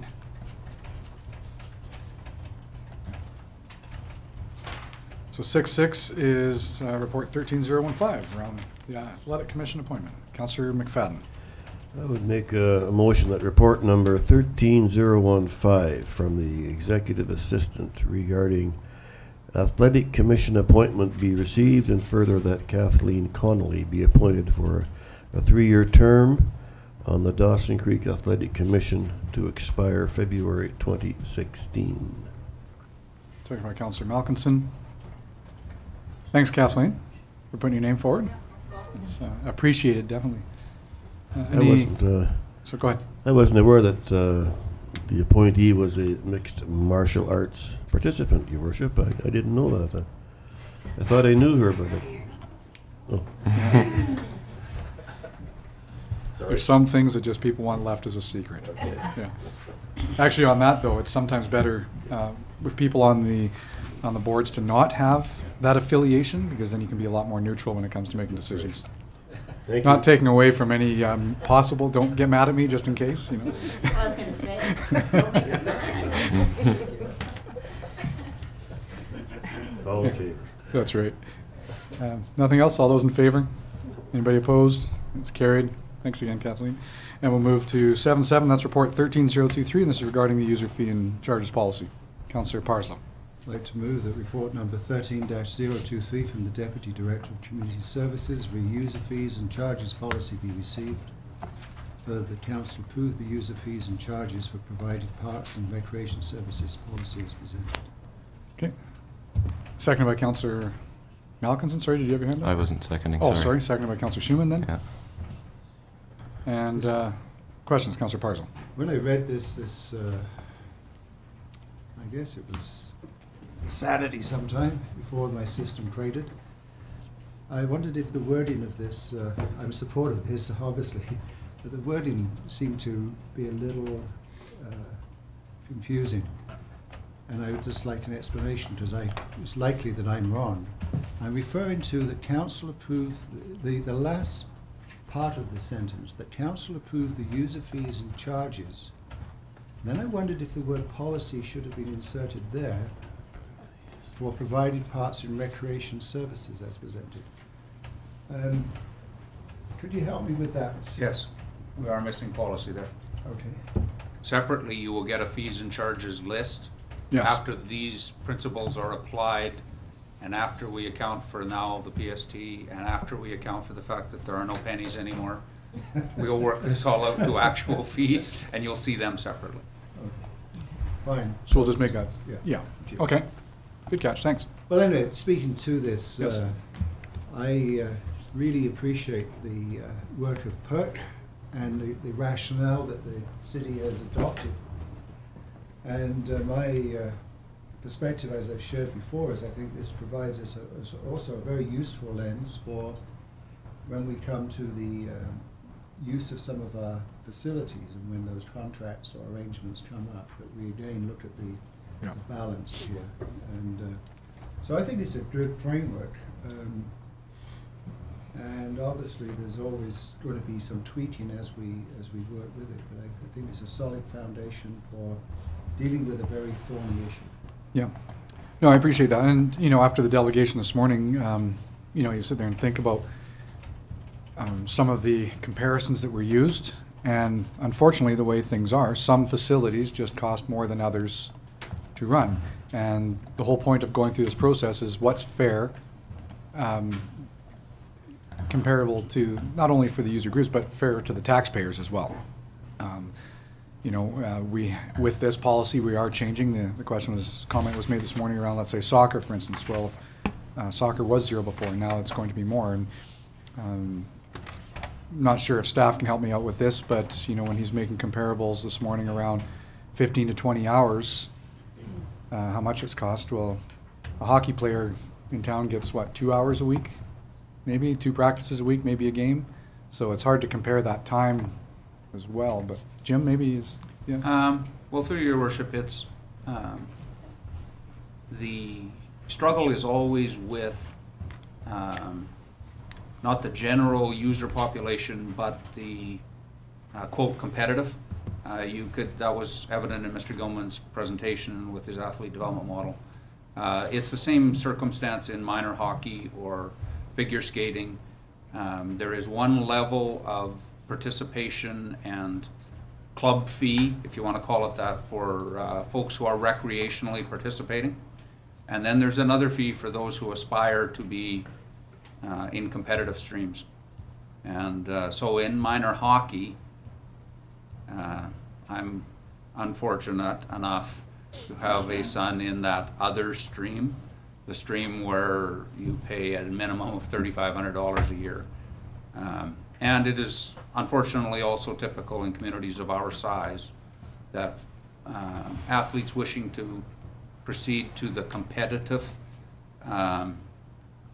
stream in hockey or soccer or baseball or volleyball or swimming have to leave the community. Communities our size generally don't have the backbone, coaching, facilities, peers of competitive nature to allow you to reach that competitive level in Dawson Creek. It's just a fact of life. Or any northern community or rural community for that matter. Right? It's not just Dawson Creek. Yeah. Yeah. Yeah. And I don't know, I have actually never asked, you'd think I would know as the city administrator, I never asked what percentage of my son's club fees are going to ice rental. I've never asked that question. My son now is based in the Fort St. John Association, but I don't know what percentage of the $3,500 goes to ice rental. Yeah. Just for council's, thanks Sam, just for council's knowledge too, that presentation we received did go to the consultant a couple of times, and as he mentioned had prior to... Some of you heard most of it at the public consultations as well, did you? He did come out to all the public consultations too, and so, you know, thank him for that. That's what we want, is people to be engaged and involved. And the when the consultant wrote up the recommendations and the report here, that took into consideration that presentation that we got this morning. This didn't come after the fact, just so council knows. Very interested in the comparisons with Fort St. John though, because the same consultant worked through with Fort St. John, and their fees are the outcome of the same kind of analysis. So that discrepancy in fees between Fort St. John and Dawson Creek has to have to do with the cost of operating the Fort St. John pool versus the Dawson Creek pool. And I'm struggling with it a bit because I've seen some of those comparisons. I just don't know how that happened. We'll have to look into that a little bit further. Would it have anything to do with the regional district helping pay for the Fort St. John pool? Possibly. I don't know if that was a factor in how they split costs or not. Yeah. Okay. But in all fairness, it's irrelevant what they do up here. We're discussing what it costs to run our facilities. Exactly. So. Exactly. Yeah. Well, No, I wouldn't exactly say that. If the decision in Fort St. John has been to give the users a better balance of the expense and the taxpayers are a heavier load, then what would be relevant here is that the users here would be less happy with that and the taxpayers would be more happy. So, you know, the people do tend to a user does tend to look at what they pay up the road, but a taxpayer tends to look at what they pay up the road as well. It's a political decision. It's, yes, exactly. Any other questions on this then? No questions. Okay, so all those in favor? Anyone opposed? And it's carried. And last report is 7-8, and this report 13025. This is regarding the fuel and lubricant quotes. Councillor Wilbur. I'll make the recommendation that report number 13-025 from the Deputy Director of Infrastructure and Sustainable Development regarding the request for quotations number 2013-02 fuel and lubricant requirements be received. Further, that the Dawson Creek Cooperative Union be awarded the supply of fuel and lubricant for the city operations for the 3-year period, February 1st, 2013 through to December 31st, 2015. Thank you. Seconded by, who would like to, Councillor Schumann. I'm seconding everything. You can make a motion anytime too if you want. Any discussion on that? Brenda, I noticed, or Jim, sorry, I noticed the one is a little bit cheaper, but do I understand the report correctly? There's more implications, and that's why we didn't go with that one, or uncertainty? Through you, Your Worship, the slightly lower tender does its own. It's a consortium, and they do their own purchasing on a sometimes monthly basis, sometimes a couple times a year, sometimes every 3 months. So you purchase from them, but you don't know who they've purchased from. So you won't know from day to day what oil is going to be in your stores, or which lubricants. The recommendation from the department is for the very small difference in price, they prefer the consistency of the one place to deal with. Because the other one sounds more like a broker almost. Well, they are. They're a consortium, and we've been involved in those before. For a period of time, we were involved with the school district and consortium for the purchase of stationery supplies and that sort of thing. Either way can work. It's just the department is recommending that you go with the slightly higher tender so that you have the consistency of supply and the one person to go to if you have an issue over any of the supplies. Good, thanks. Any questions? So all those in favor? Opposed? That's carried. Takes us to bylaws. We have under 8.1, 13021 from the Director of Infrastructure and Sustainable Development. This is for the zoning amendment, first 2 readings. Councillor Parslow, seconded by, good, I was waiting for somebody aside from Councillor Schumann. Councillor McFadden. No, I was just going to second. Seconded, yep, that's what I've got. Once again, I was outgunned by my colleague across the way. Yeah, no, I got you. Any questions? No? All those in favor? Opposed? And it's carried. Takes us to mayor's business. We have one thing for sure under mayor's business that we need to discuss is we had the delegation this morning under 6.5 with a request for sponsorship of $5,000 for a grant and aid, and with that request was also asking for a letter of support to go along with that so they can continue with other fundraising efforts. So, Councillor Parslow. I'd like to move that the city sponsor the banner project in celebration of the 30th anniversary of the current Dawson Creek Art Gallery, and send a letter of support for their funding, their seeking grants. Okay. Seconded by Through your worship, Wilbur? the motion should specify the $5,000. Oh, it's sorry. Yeah, I thought it did, but Councillor Parslow, was that your? I thought I said that, but maybe it was just okay. a voice Maybe in my I head. Yeah, so 5,000. Good. Okay, we got that right. Good. Second by Councillor Wilbur, and discussion. Well, I think the art gallery celebration is an important thing in our community. It is a unique feature of our community, and it struck me when the presenters talked about the loss of the Alaska hotel, this might be the only historic icon left in the community. And I think the Chamber building must be really close to that too. but the I attended the planning meeting, and I was struck that that this wasn't going to be a one-year display. That the type of art that they're going to display could be used in multiple years, and they're taking great care about the material they're going to use. And if you do ever see it, looks like it's quite resilient. And if anything's going to withstand our winds for multiple years, I think that product might. So they've been good stewards, I think, of what they want to achieve here. So, and it will incorporate local artists. Good. Go ahead, Councillor Wilbur. I just wanted to say that I think Councillor Schumann has one of the best pictures I've ever seen Oh, yes. of the art gallery, so I just want to suggest that she submit it for those banners. It's a Councillor photo, Schumann. though. It's a It's not photo, a yeah. graphic. It can be vectorized. Yes, if you haven't seen that on Facebook, it is Well, probably thank the you. best picture. It's nice. Good. So, any other questions or comments on the motion then? No? The only other thing I'll just bring to council's attention going into budget is we've had quite a few requests come forward lately, so that does eat into our sponsorship budget very quickly, which we haven't even approved yet, so just take that into consideration for other things coming forward. Okay. So, all those in favor?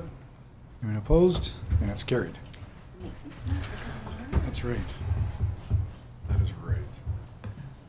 That's all I have under mayor's business right now, so we'll move to the diary, Jim. Go ahead. Through your worship. Did I miss something? Well, one item of new business,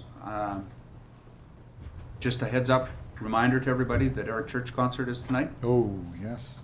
It is the single highest selling ticket count in the history of the facility. Every restaurant in town tonight is going to be packed. Get there early. The traffic is going to be enormous around the community. Factor that into your plans. And the parking is going to be bizarre, because when that many people come, they tend to just spud the rig down wherever they see space. Yep. And so Spud the I would rig, there you go. expect that it will be a little difficult to move around. Yet everyone will get into the building, they'll have a tremendous time, and everybody will get home. So. But I also have to throw in the plug for, geez, the insight vision from council to pave that soccer park road and have that open for extra Yeah. parking was just Yes. incredible. Incredible how visionary some councillors can be. I think that was Also, you were going to reference an addition to the closed agenda? Yes, I'll do that when we go into make the motion for closed. Okay. Thank you. Can I ask a question? Yeah. Spud. Spud the rig. Could you please Yes. educate? We have noticed that The word spud. It's a technical terminology, Councillor. that yes. the Slow it down. it originates from spudding a spike into the ground, but people with 4x4s tend to place the 4x4 anywhere it can get, rather than, say, observing niceties like boulevards, curbs, Trees. trees. Yeah, so Grassy knolls. I'll add it to my vocabulary. Yeah. And on diary, we have no report on the Govan Crook Center. Okay. Thank you.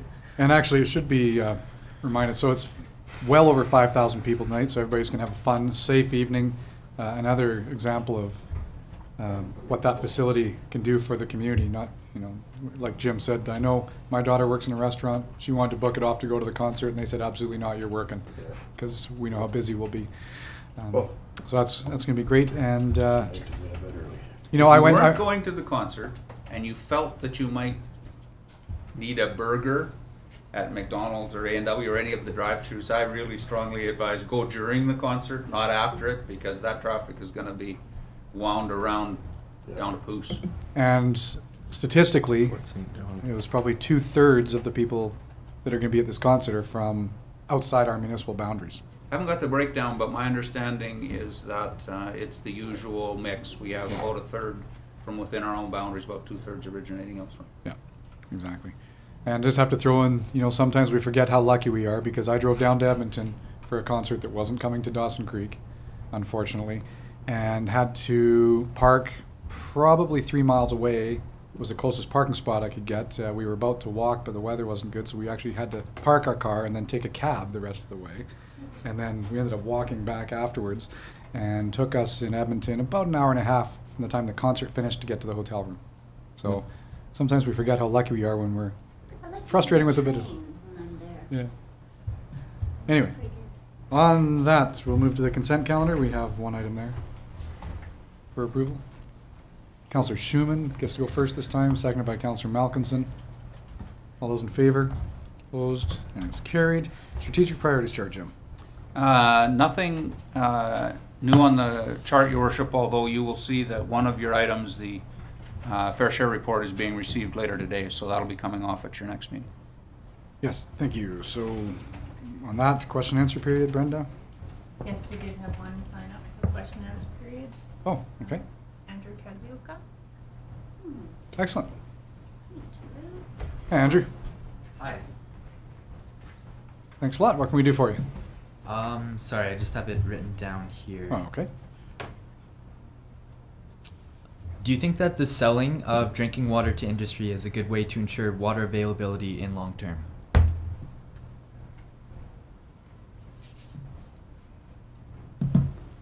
That's a very good question. So, as you know, probably in April we're going to be having a town hall meeting as well. I'm not trying to deflect your question at all. Yeah. And I'm hoping you come out that evening with that as well. There's been a lot of studies and reports that have been done for our community around our water security, around what we do with our water right now. The money that we raise selling it to industry, as you know, as you probably know, we put a tariff on there. So we actually, a house is paying about $1.60, whereas industry is paying $4.50 for that same cube of water. So we have some security built into there. That's a totally different argument, I guess, of whether we should or shouldn't be doing it, though. Presently, that is the direction of council, but which is why, though, we're going to be having town hall meetings this year to find out if the community feels that that is the best way to continue or not. Okay. Is there any recycled water that we could give to them? Or other than, I guess, drawing a blank here. That's okay. So it was a mistake to sell the drinking water, you said, yes? No. No? No, I'm not saying that. That is a policy that council's had in for quite some time. We have a lot of businesses in town that have hired, we've got a couple hundred people, let's say, working in the industry because of the hauling water. So those are one of the things we take into consideration as well, right? Okay. But your point around recycled water, yeah. we have the reclamation sites, so we are treating our water out there, and we're actually reclaiming it, and we have about 3,600 cubes that are going to Shell right now, which they use for fracking, which leaves us the remainder. And we're working right now with the oil and gas companies in the region that haul water, and they have started using that recycled water as well. Probably fair to say that they're not using all of it. I don't want to leave that impression with you. I think there's still more recycled water that can be used, and council's hope, plan, and is to get to the point where all of that water is being used prior to potable water as the preferred choice, right? Okay. So, but those are really good observations and highlights, and those are things that we're going to in April when we talk with everybody else we want to bring forward, because with you bringing it forward to us, I probably would argue that there's lots of people that feel the same way. Okay, thank you. Okay. Thanks very much for doing that. Yeah.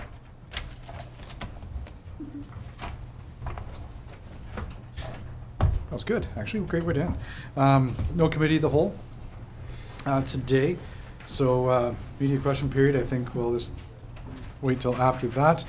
So we have under 16.1 a resolution to move to the close. And I'd just like to add under that we have a couple of agenda items, but also want to modify that to add a discussion under the closed under mayor's business around the Calvin Crook Center and subtrades. So with that addition, Councillor Malkinson, seconded by Councillor everybody's pointing at Councillor Schumann, so let's, Councillor Schumann is seconding.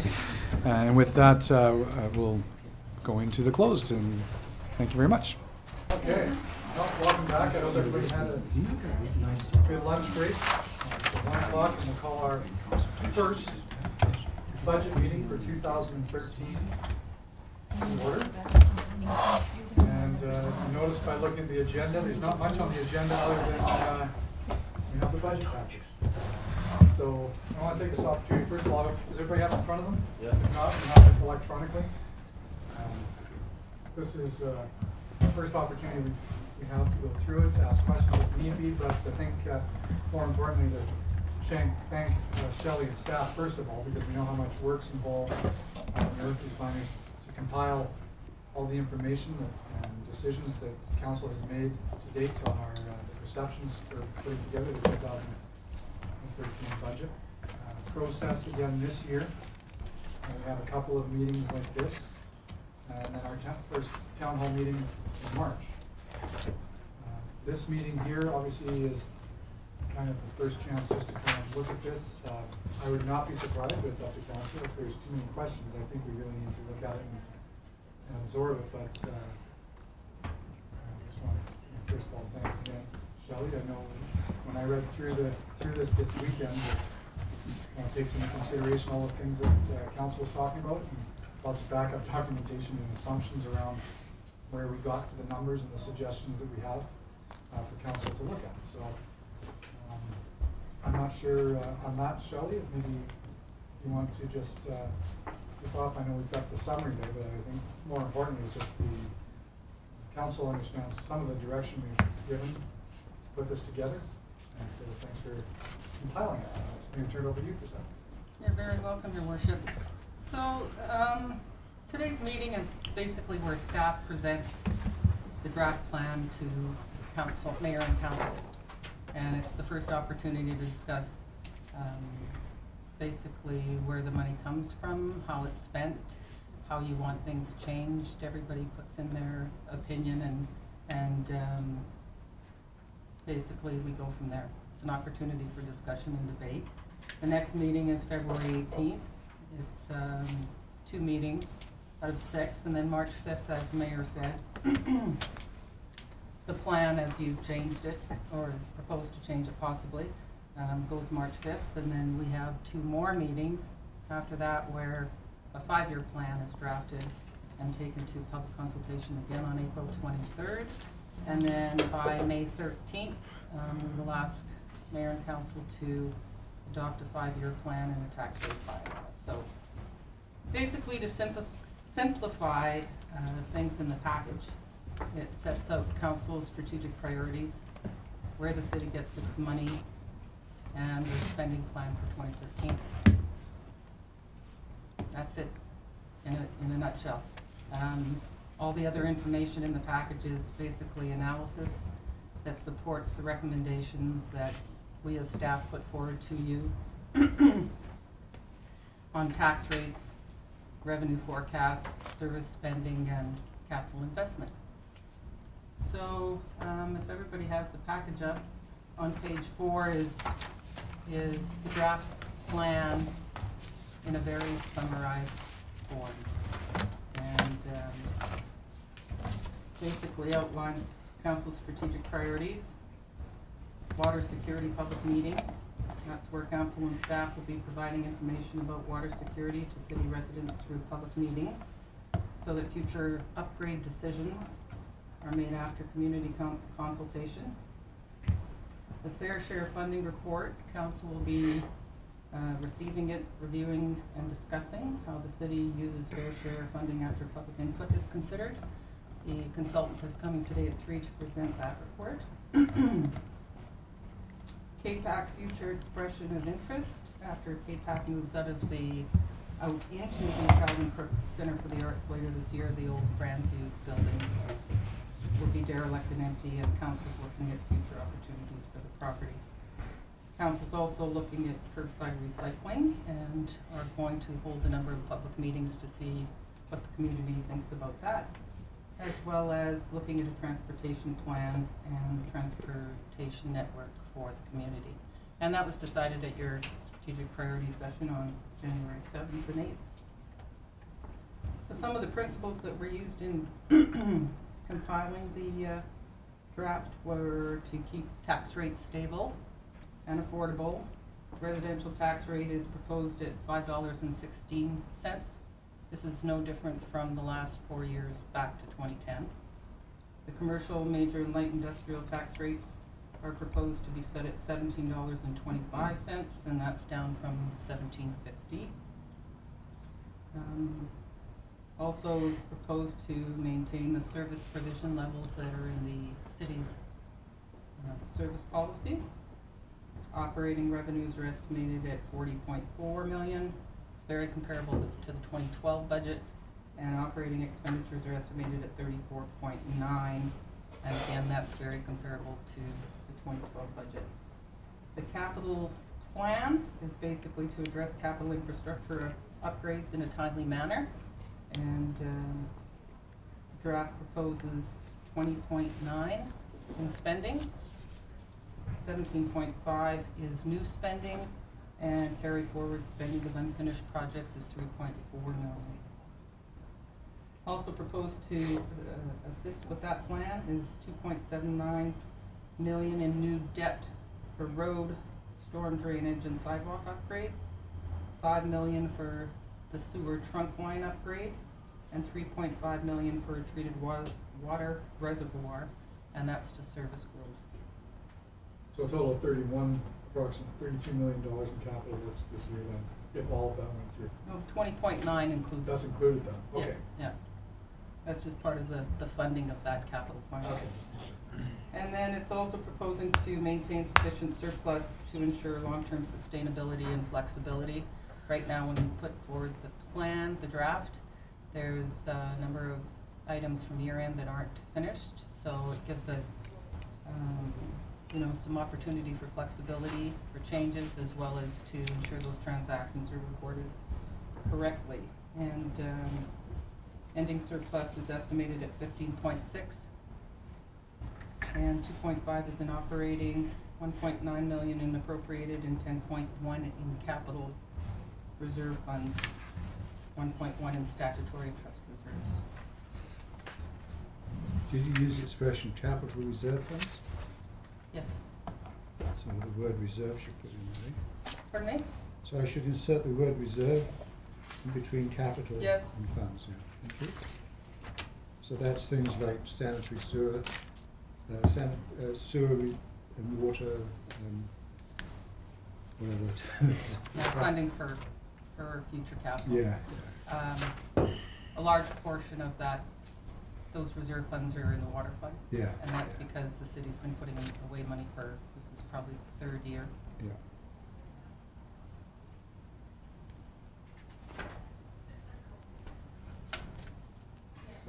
So then the plan goes into, sorry? Just an item 4, bullet 4, Shelley, new debt there, and $3.5 million for a treated water reservoir.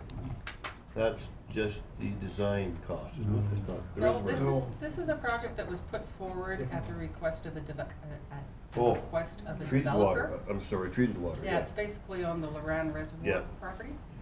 And when we get to the capital plan, I'll explain that just a little bit more. Just to just bring that back into service, isn't it? Kevin would be able to speak to it more, but it's basically the new reservoir to help with growth in that area. So The new development we approved this morning too, in principle, the development, these are the things, this will be needed for a lot of that growth, that's it. it's on that same property. You know that.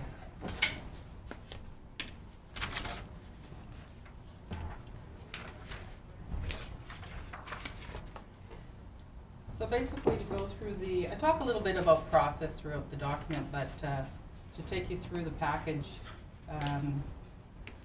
just going to talk a little bit about what's happening with assessments in the community, what the recommended tax rates are and why the recommendation is put forward, what the forecasted revenues are, the operating expenditures, and then go through the capital plan with you.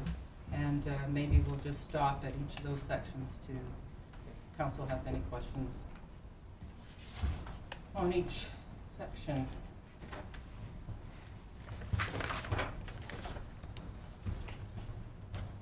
So if you go to page 7, I talk a little bit about how the assessment base is changing in Dawson Creek. The reason we look at the assessment base is that's how the city levies its tax. So we're looking at whether the whole base is increasing or decreasing. And for 2013, overall assessments increased 9%. Approximately 40% of the residential increase is due to new construction, and 58% of the commercial assessment base is due to new construction. So this gives you an idea of where the economy is. Everybody sees it, the activity level, the development permits that are coming to council, every single meeting. The confidence and investment in this area is probably one of the highest in the province, and it's like we're in a micro economy. A lot of communities throughout the province are in a contraction mode where their assessment bases are shrinking, or industries are closing down, and we have yet to see that. So that's one thing that we're looking at when we're setting rates. One thing for this year that's quite important, the residential base hit the $1 billion mark. So that was quite a landmark. Incredible. We've also seen major and light industrial base start to increase. That's been stagnant for a number of years, and this year we've started to see some of that assessment increase. So the larger your base, the broader your base, is how you look at your tax rates for the community and who pays what.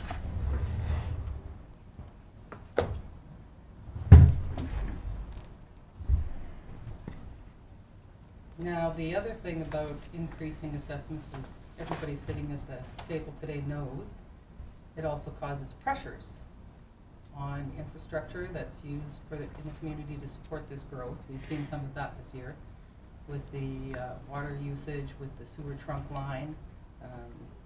Roads and streets have been, an issue for years. So we see some of that occurring, and also the activity levels are increasing. Everything is happening at a faster pace. Developers are coming in, they want their permits put through City Hall faster. We're basically asked as a city to manage this really quickly but effectively. So that's another challenge that comes with that growing assessment.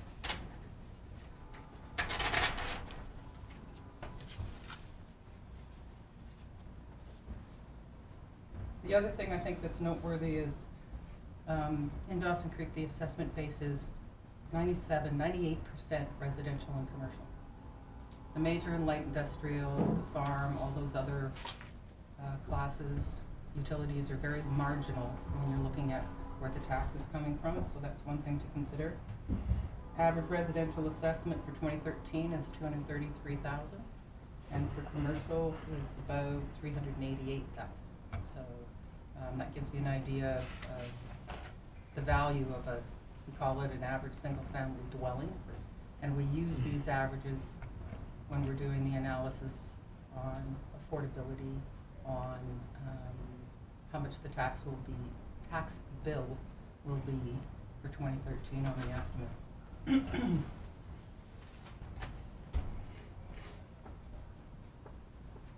So I also basically describe what we're looking at when we're looking at the assessment base and then going to tax rates, and we'll go through these.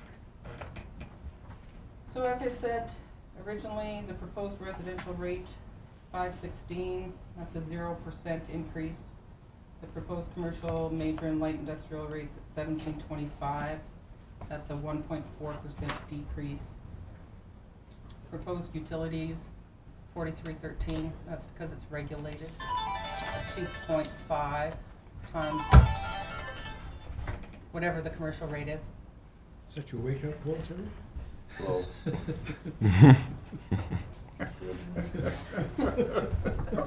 It's the prime I minister. hope it's the We apologize, Shelley. That's just fine. Meeting, you show it later.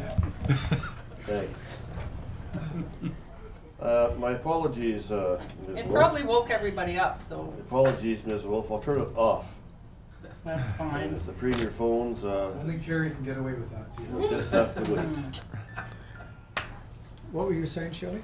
I was talking about proposed tax rates. So, when recommending a tax rate, there's a lot of different things that we're looking at. Averages, affordability, also look at historical trends, what's been happening over the last 10 years. We look at what the proposed tax bill will be, how much a homeowner is going to pay after the homeowner grant, and those that receive the higher homeowner grant, seniors, those that are disabled, we're looking at how much they're going to pay at the end because they're most vulnerable to a growing economy where, you know, there's spending pressures. So we look at that.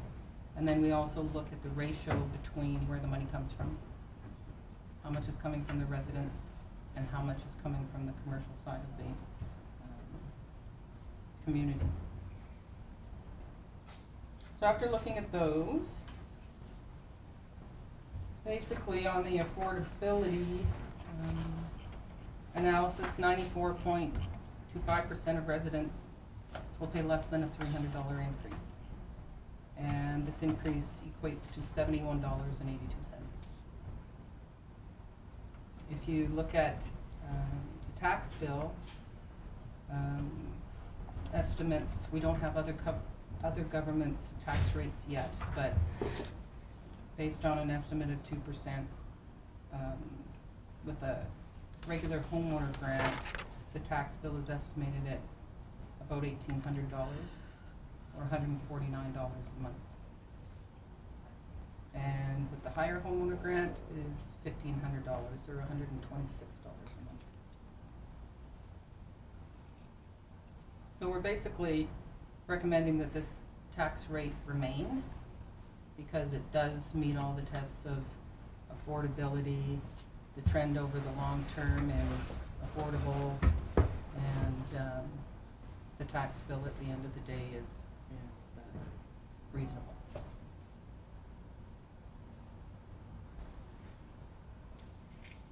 So then we look at the changes to the commercial base, and some of the stats on that after proposing a 17.25 rate. 86% increase is under $300, and the annual increase is about $536, and the tax bill is $6,700. Now the difference between commercial and residential, there's a couple things that are noteworthy. Commercial properties pay pre-tax dollars, and residents pay after-tax dollars. So that's one thing that we're looking at. The other thing, we look at the consolidated rate model. So in 2010, I believe it was, we proposed a consolidation where major, light, and commercial were all the same rate at that time was $18.50. So then we're looking at where the money comes from. So we're basically looking at, I'll call it the take from properties in each of those classes. And one of the things that's in here is that where the value sits in the base is really important, because what's happening is the commercial base includes small business and big business. And small business, the mom and pops of the community, are probably close to the average or below the average, but they make up less of the value. So you have big business that is way above the average assessment, and they're making up more of the value. So that's considered as well when we make the recommendation. So after we look at that, we look at the equity.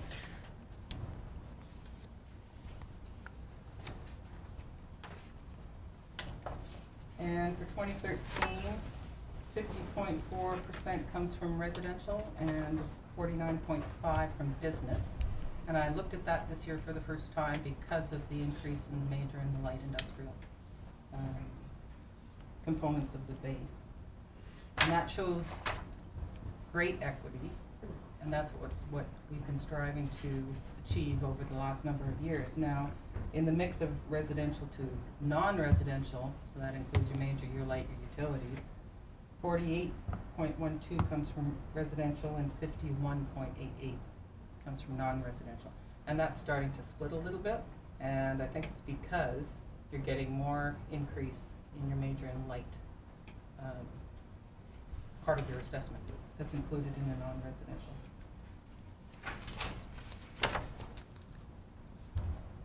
And then there's some trend information that's given to you for background information. So that basically explains, you know, why the rates that we recommended are put forward. Also, the ratio, commercial to residential, is 2.7 to 1, and that's down from 2.72 to 1. Now, one thing that I did put in the report, the city has a tax sharing agreement with the District of Chetton for the Tembec Mill, halfway between the communities. And you kind of mentioned it last year in the budget report with the forestry industry struggling. And that mill is under a temporary closure. And that's not to say it's going to change. It may change in the near future, but you can see from 2009, the city received about $250,000, and it's gone down to $186,000. So this is a prime example of the integration in the model where you have to be cognizant of the different properties or areas of tax where you're getting the money up, one's going up, one's going down. You have to look at that. So we do that as well.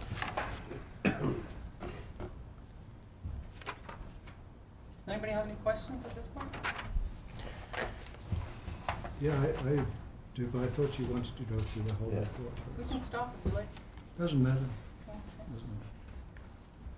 I will, but carry on. Okay, well, I will carry on then. So then we go into operating revenues, and a lot of the information on operating revenues, or where the money comes from, is in the appendix, but again, we're looking at the split. How much is from tax, how much is from government transfers, what comes from fees, charges, and other.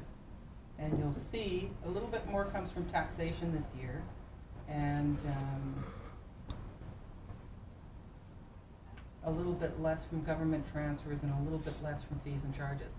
And that's a little bit, there's a little bit of explanation behind the scenes that has to be brought forward, and that's water and sewer fees.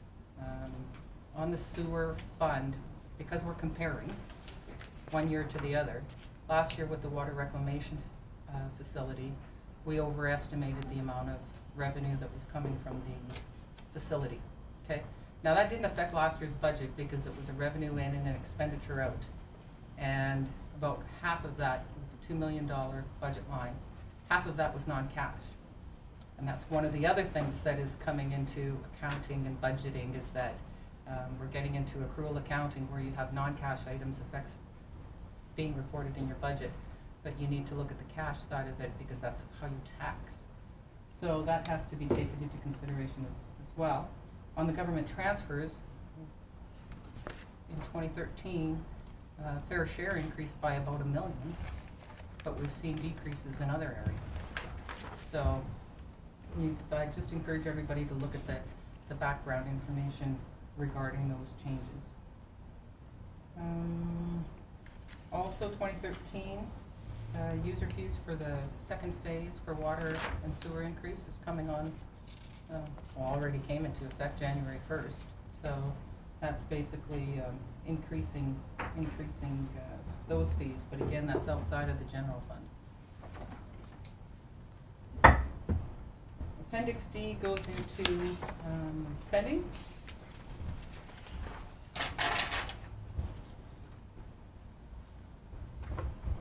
And basically, I go through a little bit of the process of how budgeting occurs.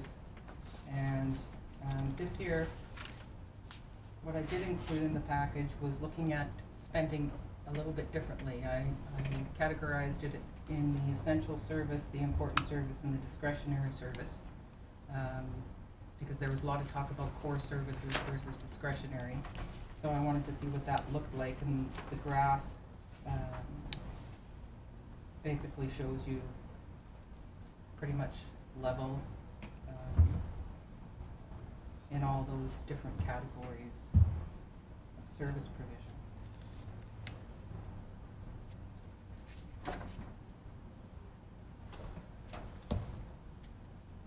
I also outline changes in labor costs, policing budget, fire budget.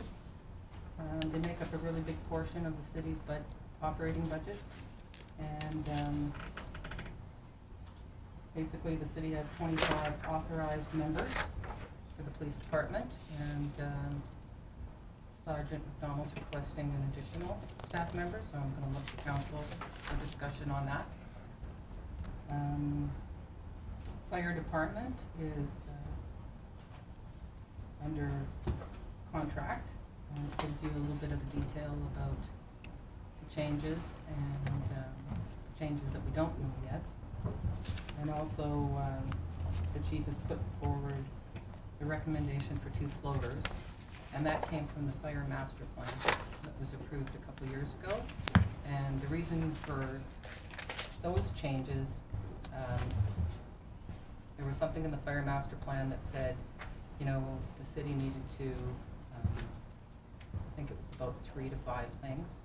Otherwise, the insurance rating for the community would change, so that's why that was proposed. The QP contract will be scheduled to be negotiated in April. We don't know what that looks like. We have parameters, but management and exempt staff. Council approved the model earlier in 2012, and that's basically around CPI index, and CPI is less than 1% right now. So, and council remuneration, we went through that, and that's marginal. Then the draft highlights some of the planning initiatives that are still in progress from last year, and some of the sustainability items that council should discuss about the carbon reserve, some of the projects that are ongoing. Just finished the CAREP refund last week, and that came in about $90,000. And then it basically goes into some of the events that are going to be held for the year, some of the new facility changes that have caused costs to increase, utilities, technology upgrades, insurance, and provincial sales tax comes back into effect April 1st. And we costed that out on the operating budget to be about $323,000 for the 8 months. And basically, the HST goes out the door. There was a 1.75% hit to the budget when that came in. That goes out. The rebate goes out, and 7% on supplies comes back in. So it's just a matter of how much is labor, how much is supplies that changes. Also proposed is to keep the community grants and fee-for-service payments same as 2012. Then we go into some of the debt servicing costs. Where is that? Where That's page 18. Of tab. That's in the report. Before the tab. Still in the Still introduction. the summary again. Well, there you are, look at that.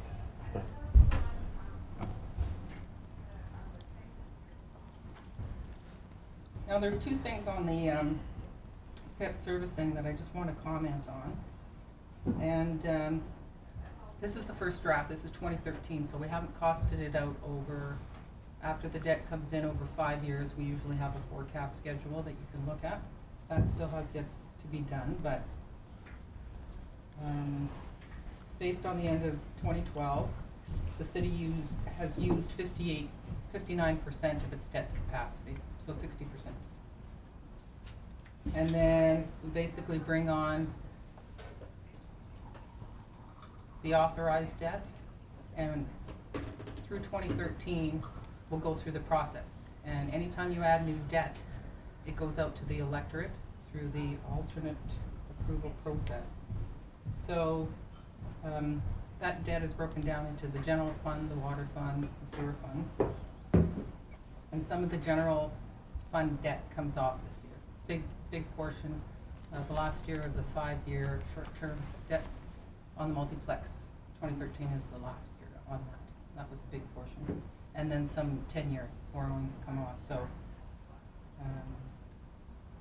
basically, after that debt comes on and you put on the new debt, because the interest rate is so low, the debt capacity used actually drops. Now, that's not to say it won't increase in later years. We have to look at that later on. So basically, I've priced out debt for each fund and then what the debt servicing is in each fund. And I think based on the calculations that I've done to date, we're going to run into some trouble with the internal debt policy, because that policy says the maximum amount you can borrow per fund and consolidated is 15%. It basically levels out your debt servicing at 15% of the budget. So what I know based on the water budget, because last year it was maxed out at 15 already, nothing matures for a few years. If you borrow some more on the water fund, it will push it over. So council will have to make the decision if they want to do that or not. So that pushes it over just in that specific fund, though, not in the overall fund, but we're talking. That's right. And it's the internal debt policy. It has nothing to do with the ministry regulation. There's lots of room in the ministry regulation, but when you do increase your debt, it comes back to your flexibility, right? So we're looking at that. So even though some of our debt will be coming down this year, within that specific water fund, we're reaching that under our policy, that 15% cap. That's right. That's right. And I think, I'm not certain on the sewer fund, I think it'll be close on the sewer fund as well. So we're going to cost that up, we're going to bring that back, and we're going to talk about it some more. I just had to smile because I just realized I've actually been on council long enough to see debt paid off. And you talked about the multiplex. So then on page 19 is the capital plan that's proposed. And the projects that are put forward, a lot of them are from commitments that were made previously, finishing the Calvin Crook Center, year 4 at the NAR Museum, K-PAC or Ken Borg Aquatic Center upgrades. It's year 2 of a multi-year project. And then the Encana Event Center, floor covering to preserve the cement base. And that's been on the books for a number of years. Continuing on with road, sidewalk, and storm drainage work. This is probably year 3 of doing a certain portion every year, and funding that by debt. And road work projects include a mill and fill on 102nd Ave, 8th Street to 13th, an overlay remove, replace curb on 108th Avenue, 13th to 17th. And then there's 4 sidewalk replacement projects and some storm drainage projects.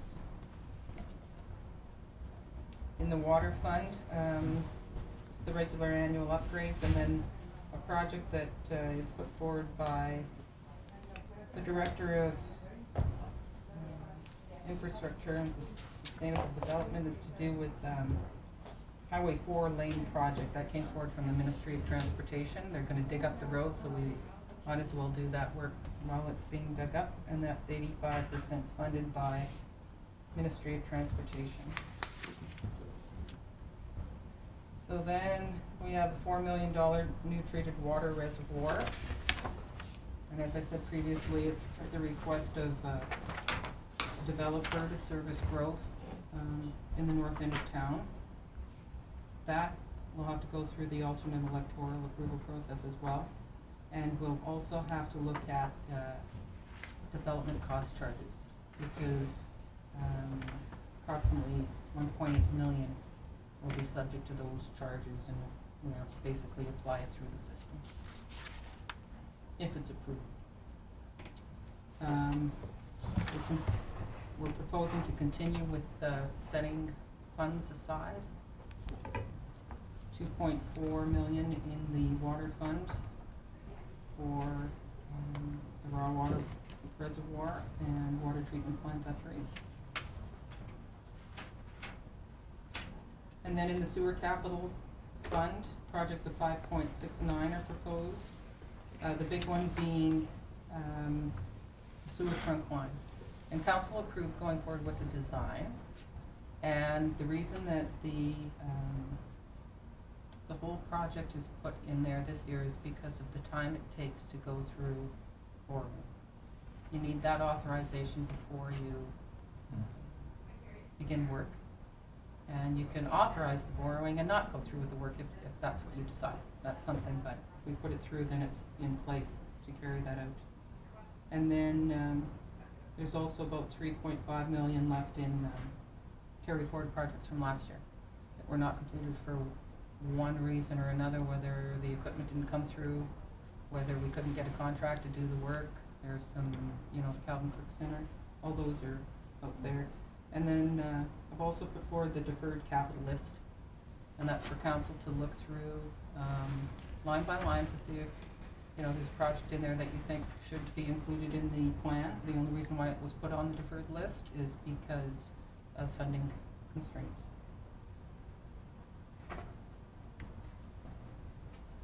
On that $5 million for the Trump 5.2, when you put together the 5-year financial plan, well, that shows 2013 is year 1. That'll be identified as a capital for this year, even though we might not do the borrowing and work until 14.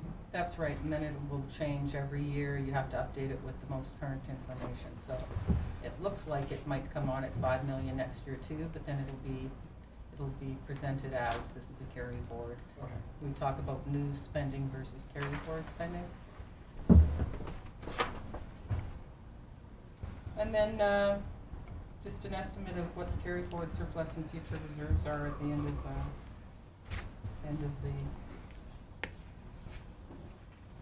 of the year, and those will change as we finish up year end and council makes their changes or adjustments to, whether it's the capital plan, the tax rates, the spending, what have you. So everything subsequent to that is documents that you've approved, your vision, mission, and guiding principles, your city services policy, and an attempt to provide all the analysis that goes on up here to back up the recommendations that's put on paper. That's what it's really all about. It's just to put as much information out there that people can look at. You'll ask questions, we'll look at something, again, we'll look at it a different way, and it's basically a 3-month process. And by the end of that 3-month process, the package will be what council recommends and goes up to public approval. So. Excellent, thanks. Jim? Through your worship, Shelley's glossed over what I consider to be a very important part of the report, which is the alternative regarding commercial tax rates. There is an alternative provided for you on page 22, which is to drop the commercial rate by the amount of market increase, and it is around what I imagine is the most politically sensitive of items, which is the addition of staff and the filling of vacant positions. So the budget includes the 2 new firefighters, and it includes replacing my deputy CAO position. I've provided for you an alternative where you do not add the floater positions and do not authorize filling the deputy CAO position, which would allow you to drop the commercial rate by the market amount. So that Alternative is not what we were recommending to you, but we are putting it forward for your consideration because we know of the sensitivities around headcount, basically. In terms of the, before Councillor McFadden jumps in terms of the request for an extra RCMP member, the reason why the request is in front of you but no funding attached to it is that we all know the reality of it is you would have to approve seeking such a additional position. Then we would have to apply to the federal government for their portion, and functionally you wouldn't get one in 2013 in any event, even if you decided to seek one for 2014. So. Jim, since you brought it up on the firefighter side of things though, what liability aspects do we incur? We have an underwriter survey that was done saying we needed to have some of this work done in order to maintain, as Shelley said, some of the insurance levels. We have to be cognizant of the fact that we can't push that off forever. Right. I'm not suggesting pushing either of those off forever. In fact, I'm not suggesting pushing them off this year. But the underwriter survey identified a list of items, everything, as you recall, the report and the subsequent fire department master plan was prepared on the basis of the report. A series of upgrades that were going to be required for the underwriters to see if they were going to maintain. Particularly vulnerable was our commercial ranking, our ranking on multifamily, residential, and commercial. And those are items that have to be accomplished over a period of time. The underwriter is not coming back next year, but the underwriter is coming back in 5 years because that's what you tasked them to do. So they will be looking to see how you have progressed. The last time they did the survey, that is what got you from where you were, which was 13 positions, to where you are, which is 17 positions. That's sorry, plus a deputy, plus a dispatcher. So you took a number of years to build that component in response to the last recommendations, and you would have to catch this up for sure. You couldn't permanently decide to not fill those floater positions unless you're willing to accept a change in the insurance rating. Okay, thanks. As you know, you have a bit of a whoopsie at the Calvin Crook Center that needs to be funded. And so it's possible that you may feel this is a year that you need to make these other changes. So let's go around then. We got Councillor Malcolmson. What is, I'm not familiar with the term floater position. What is it?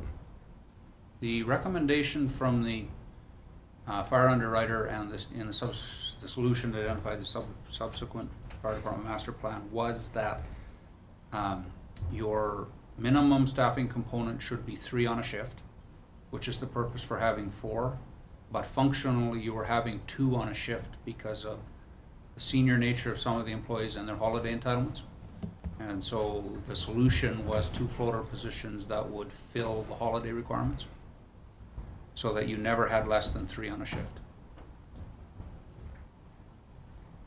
Cool. Okay. So further questions? I know we have a few hands going up. Said we wait till the end, so I'm not sure if you still have them or if you want to adjust. Lots of questions, but I just one thing. Just this last thing that Jim pointed out. I'm surprised that funding for a deputy CAO is in the budget. What's the justification for that? Well, as you know, we had discussed at strategic planning whether or not the staff component was sufficient to meet the day-to-day operation as well as the strategic plan. And I was quite hopeful that it was sufficient, not filling the vacancy for the strategic plan. But as we got into the operational budgets, I had to review with department heads what their workloads are. And there's some very concerning things came out. You have a significant liability for untaken vacations. And that liability is not just financial. You've got department heads that literally are not taking any holidays because they can't. That was surprising to me, and it hadn't been visible to me because the deputy filled in those positions, and I'm simply don't have enough time to fill in those positions where the deputy was. So that is one of the items. The second is the, as you know, one of my strategic priorities is an organizational review, and I've started that, and some of the stuff coming out of it tells me that I also can't supply council with the best service without backfilling that position. But it's up to council whether or not you can get by with less than the best service.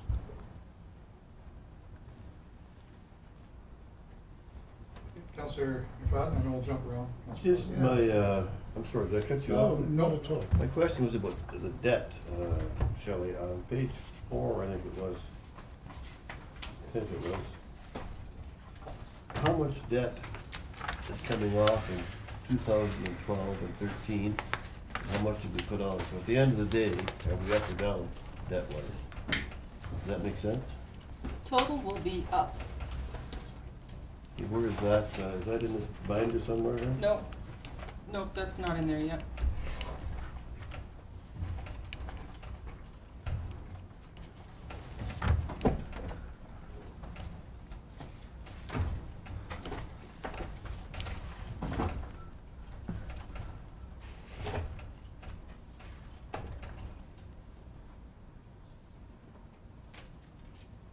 So at the end of 2012, the city's debt is about 29 million, based on authorized debt. It was 25 the year before. It's because the Calvin Crook Center came on.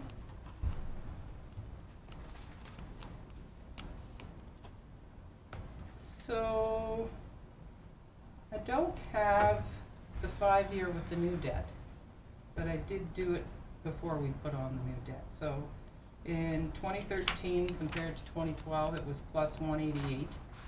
Then in 2014, it drops to 43. This is your debt servicing cost, by the way. 2015, it only dropped 32,000. 2016, it'll drop 176,000, and then 2017, it'll drop 76,000. So it's up in 2013, down in 2014, about the same in 2015, and then another drop in 2016.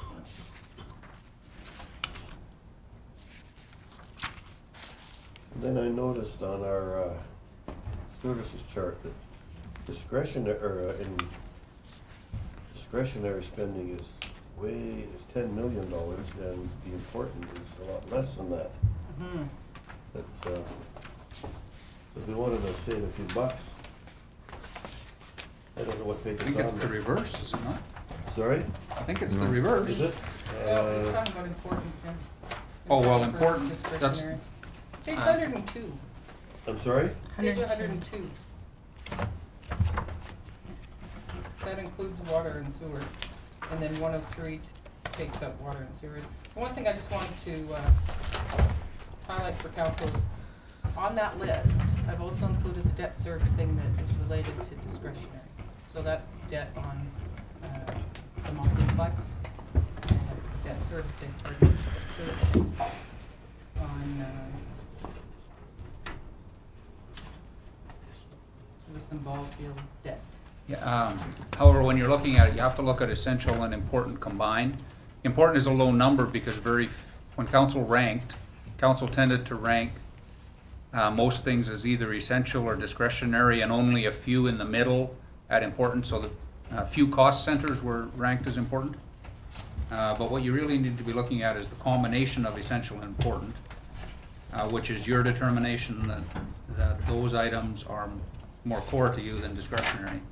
And your spending is about 70% on essential and important, about 30% on discretionary, which seems to pass the smell test of where you would go with that kind of thing. So to Councillor McFadden's point, though, I mean, it's neat to see this costed out, Shelley. It so I is. like seeing that. It is. But now you get a good idea of what it costs. Not only we've always known what it costs to run the services, but where they're now classified within there on the chart, the discretionary or essential. So when you talk about, are there savings, and then you can say yes, there are. You can say $750,000 if you cancel transit. I have no idea why I picked that. It is Dear to Mr. McFadden's also heart. important to note that this is council's.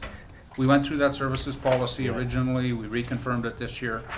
There's a set of criteria you're looking at that range all the way from whether you're legislated to provide the service, which automatically makes it essential, to how you rank it just perceptually in council's view.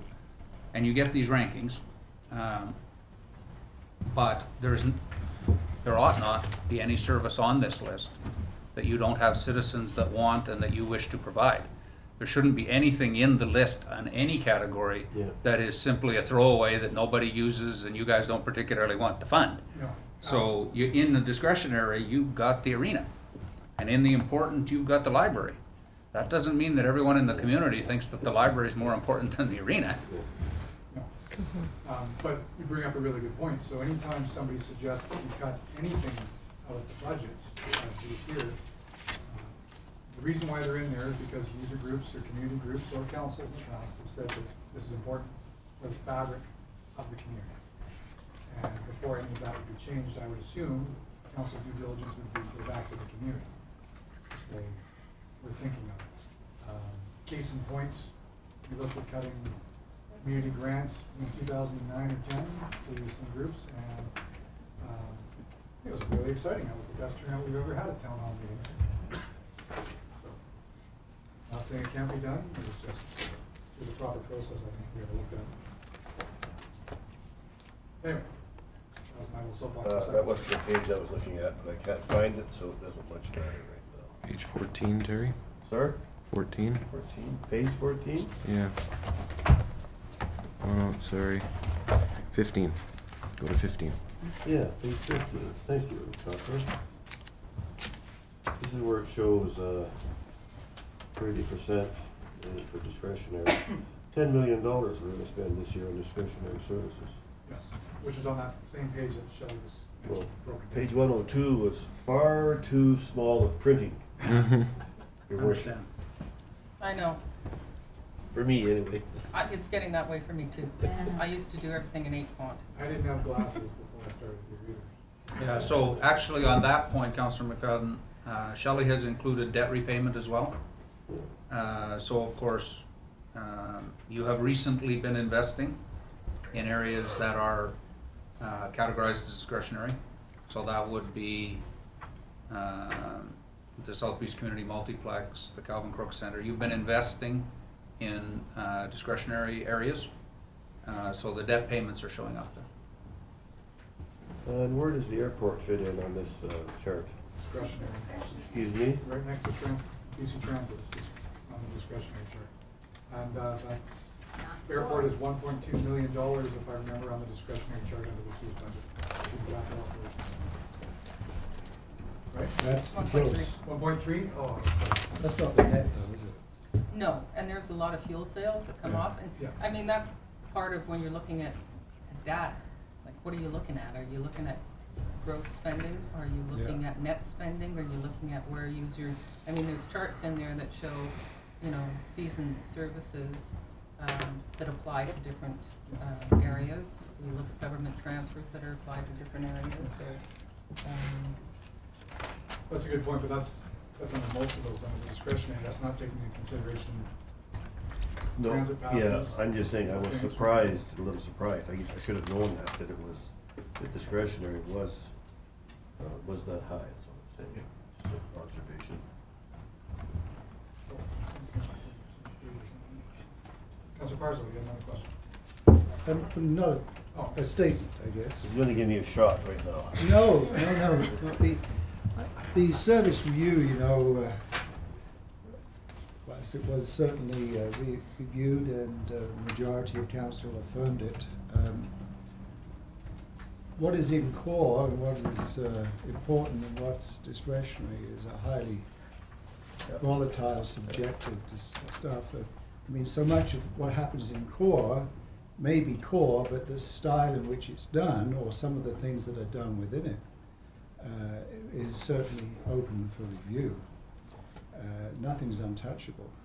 Jim made the comment about the deputy CAO. Well, see, I for one am very pleased with the service I get from the existing staff. My concern would be about the liabilities, because some staff are not able, in their judgment, to take their holidays. I had to deal with that, and I had to order staff to take their holidays, period, not build up that liability thing. But I mean, I've been delighted with the work the staff has done. I don't want them to be overburdened, but the quality of service I believe council is getting is very good. Whether it could be better, maybe, but I wouldn't know how. And I'm concerned that we've got to look at trying to control expenditures, because we have, to my mind, an overshadowing thing that we need to and will be addressing is the risk factor associated with fair share funding. But now to a question. I guess either to Jim or Shelley, I don't understand the reasoning, and I know this came up last year, and I know you gave me an answer, but I've forgotten it, as to why it would be, what is the goal in reducing the commercial taxation? You had it last year. You recommended a reduction, and you're recommending another reduction this year. What is the overall goal in that strategy? What's it leading to? You want me to? There's a couple things.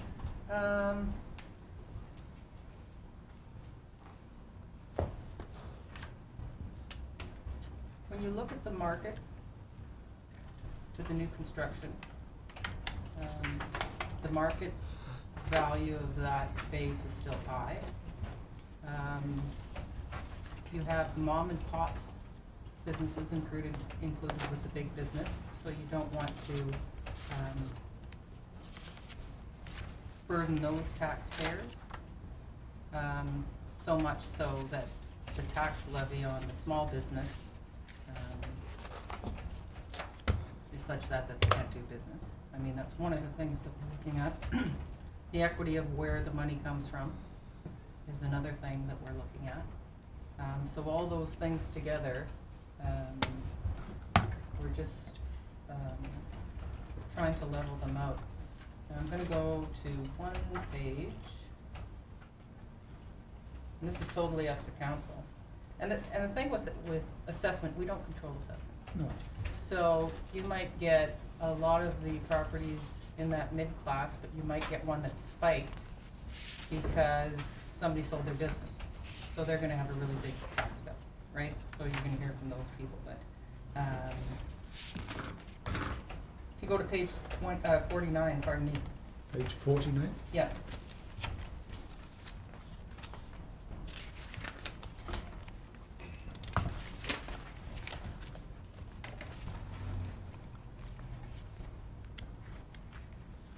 So what that does is it looks at the increase in the taxes from 1999 to 2013, and it also looks at the average increase and the 2013 increase. So if you go back to 2006 at what the increases have been.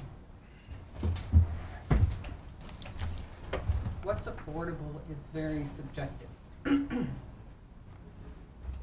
And what's affordable when we do the analysis might be different to somebody on the front line doing, trying to get their business, to stay in business. I think I said in the report, if not, I thought it, is that. Good.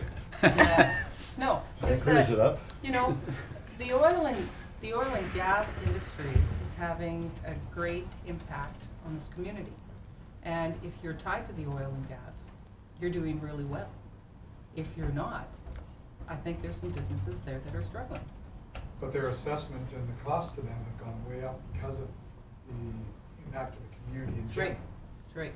So you have to take that into consideration, I think. So the corollary of that, why wouldn't we apply that to residential? We have. Because, have we? Yes. Have I we think so, reduced yeah. the tax rate? I think so. Well, we took it to 516, but if you look at the affordability on the residential, the same chart, page 44, the annual increase is much less. Because for those, I would argue that for the residents whose work or who are living on fixed incomes, retired people, people who are not all in the street, you know, the cost of getting services in this town are just climbing astronomically. Whether it's plumbers, automobile technicians, you name it. And so there's a lot of pressure on people with fixed income. Also, we know the problem of cost of housing, rental units, Absolutely. et cetera. But that's, of course, that's not, so they don't pay taxes on that. Mhm. And I There's think a lot we of look- pressure, so why wouldn't we, if it's Yeah. good for one, why wouldn't we So do Jim, for the other? you had something to explain? Yeah, so I'll answer that one after I answer the Councilor Parslo's first question. The reason why we are recommending what we are recommending with commercial rates, either in the main recommendation or in the alternative, there's a few factors you're looking at. The first is it is true in a business environment that taxes may form a part of a location decision. So of course your goal is to have businesses locate in Dawson Creek because they bring employees and economic vibrancy. So to the extent that there is competition between jurisdictions, you want to keep your rates as competitive as you can. A second factor is businesses can't vote. So council has a special moral imperative to make sure that they address the concerns of business. The concerns of business are well known.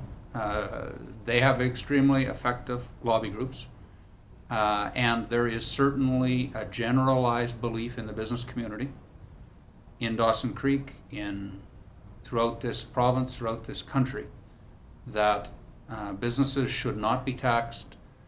The most ambitious of them say no more than twice the residential rate. The most magnanimous of them no more than 3 times, but there is certainly a generalized agreement, not only amongst business, but amongst most independent observers of municipal taxation, that your business ratio should not be more than 3 to 1, and should ideally be around 2.5 to 1, and council has adopted that and has had a consistent strategy of trying to move that ratio towards 2.5 to 1. On the basis that it is unfair to tax business more than 2.5 times what you tax a residential property. It's also generally considered a factor you should look at, that your residential group and your non-residential group should each carry about half the load. The communities that have got themselves in big trouble are the ones who have set it up so that the residents get their services at such a low cost that they don't value them, basically. And then you lose the golden goose. The golden goose in our case is fair share. The golden goose in Campbell River's case was the Catalyst Mill. There are lots of communities that have 70% of the tax coming from non-residential, which means that, you've been through this discussion with Brian Johnson and Perk. You have services that you are not paying anything like true value of, and you've internalized the assumption that that is the right and normal way of doing things. But it's artificial. Generally, people need to pay as they go. So, for the 3 reasons, you're looking at competitive environment, you're looking at maintaining a ratio that is less than 3 to 1 and is ideally closer to 2.5 to 1, and you're looking to split residential and non-residential about equally. Those are the reasons for our recommendation. This has been a long-standing trend of yours as a council. But we would not recommend that if the affordability measures for residential aren't where they're at. If you look at the individual homeowners that Councillor Parslow was talking about, you'll see in the affordability measures that the vast majority of them are actually paying less or no increase this year, especially after homeowner grant is factored in. And if that was not the case, we would have a different recommendation for you, for the exact reason Councillor Parslow is talking about. The whole concept of what is a fair split, ratio or split between business and residential is an extremely politicized environment, and you'll be making that decision politically, not administratively. Okay, I just want to ask 3 questions, if I may. One is very short. Is there any literature, I mean, for this recommendation that you're talking about, that's, the 2.5 might be a good split between the tax rate for commercial and residential. Surely the business community that came up with that have some, is there some paper or something? Oh, good heavens, yes. Kathleen could probably has 40 volumes of it, but there is. Not to mention 100 emails a year I get from all the biggest advocate is the Canadian Federation of Independent Business. Oh, yes. They produce an annual report. Either Mr. Downey or Ms. Connolly would be happy to give you that report, but I can print it off the internet for you as well, which says that we, being the collective municipalities of Canada, are ripping businesses off to the extent that we ought to be strung up. And that we may, in Dawson Creek, be particularly good at draining the pockets of business. Canadian Taxpayer Federation takes a more balanced view because their constituency is not, they're not an advocacy group for business like the Canadian Federation of Independent Business is. But they have still supported the idea that that ratio should never get more than 3. I can give you either of those things. Also, there's lots of independent financial analysts who just try to look at the fairness of the thing, and they usually come in at about that 2.5. I've got that kind of stuff as well and get you all of that. Yeah. Well, I forgot about that organization, but am I not correct in thinking, this is a tongue-in-cheek comment, that we often haven't liked what they've said? Oh, I think you saw the picture of me in the front page of the newspaper with yes, the that's some flashbacks here. Well, there's a couple of reasons for that. One is there's a couple of consistent errors, and you see it actually again in the fair share report that you're about to get. Our ratio is often misstated because the groups tend to forget about our flat tax. And so our ratio is often shown as higher than it actually is because they're forgetting that the residence pays the flat tax as well. So we have worked hard, and we have got the Canadian Federation of Independent Business to correctly report, but we have never got the Canadian Taxpayers Federation to correctly report. So that's one thing that consistently causes pushback from the City of Dawson Creek and its sitting mayor of the day. The other thing is the approach in these reports is that spending is bad. Any dollar spent is a bad thing. Councils tend to disagree with that because, as you know, and again today, you don't have council meetings where your good, respected local citizens come in, sit at the delegation table and say, we think you should stop giving us service. What you have is them coming, these good and well-respected members of the community coming and sitting at the delegation table and saying, we'd like you to spend more. So a council is unlikely to agree with the idea that every dollar spent is a bad thing because you just don't talk to people who tell you that. The people who talk to you say, we want this service, it's important. This event is important to the community. This service, recognizing this 30-year anniversary is important. That's who you hear from. And it's really easy for the lobby groups who don't ever talk to a taxpayer in those terms to generalize and say, services should be reduced, we can't afford them. Because they don't have to talk to the taxpayers about exactly which service it is they're going to lose. You folks do. So you don't tend to see it in the same light. We don't see people asking us to reduce services. All we ever see is wanting more Well, services. occasionally they'll ask you to reduce somebody else's service. Yeah. But they very seldom sit at the delegation table and ask you to reduce theirs. Can I ask my second and third question, please? Sure, you want to do that, and then we'll go on. Then I'll shut up, I promise you. The ratio that you referred us to between commercial and residential, about the percentage of revenue coming from which source, which is about 50-50. Does the commercial side include the fair share revenue? No. No, I didn't think so. No, So it's what would just- it be if we included fair share, and, which is an industrial tax, with the commercial, about 70-30? I wouldn't even. Wouldn't even try to guess that. No, I wouldn't include it, because it's not levied on the Okay. taxpayers of the community. I see. That's why it's, That's why it's a separate grant. yeah, it's on 2, 4, and 5 outside the boundaries. Yeah. So But- doing the analysis in that manner, I think. Yeah, would and I think our consultants will be talking to us about, suppose that day came where it wasn't available, you know, how are you gonna distribute the load? Its last question is to do with the reservoir that was requested, is being requested by a developer. Mhm. 1.8 of that 4 is recoverable through the newly passed, Not yet, No. hasn't been passed yet. Has The to come policy- back from the ministry. oh yeah, okay, assuming that the ministry would find no problem with what we've done, 1.8 would be recoverable. The 2.2 would be borne by out of our tax revenue. That's right. So Or in this case, out of the utility revenues, but yes. out of the utility revenue. Okay. So this is the thing that is sort of getting in my head here. This is being requested by a developer. So I need reminding, I guess, of that policy. I thought all the costs associated with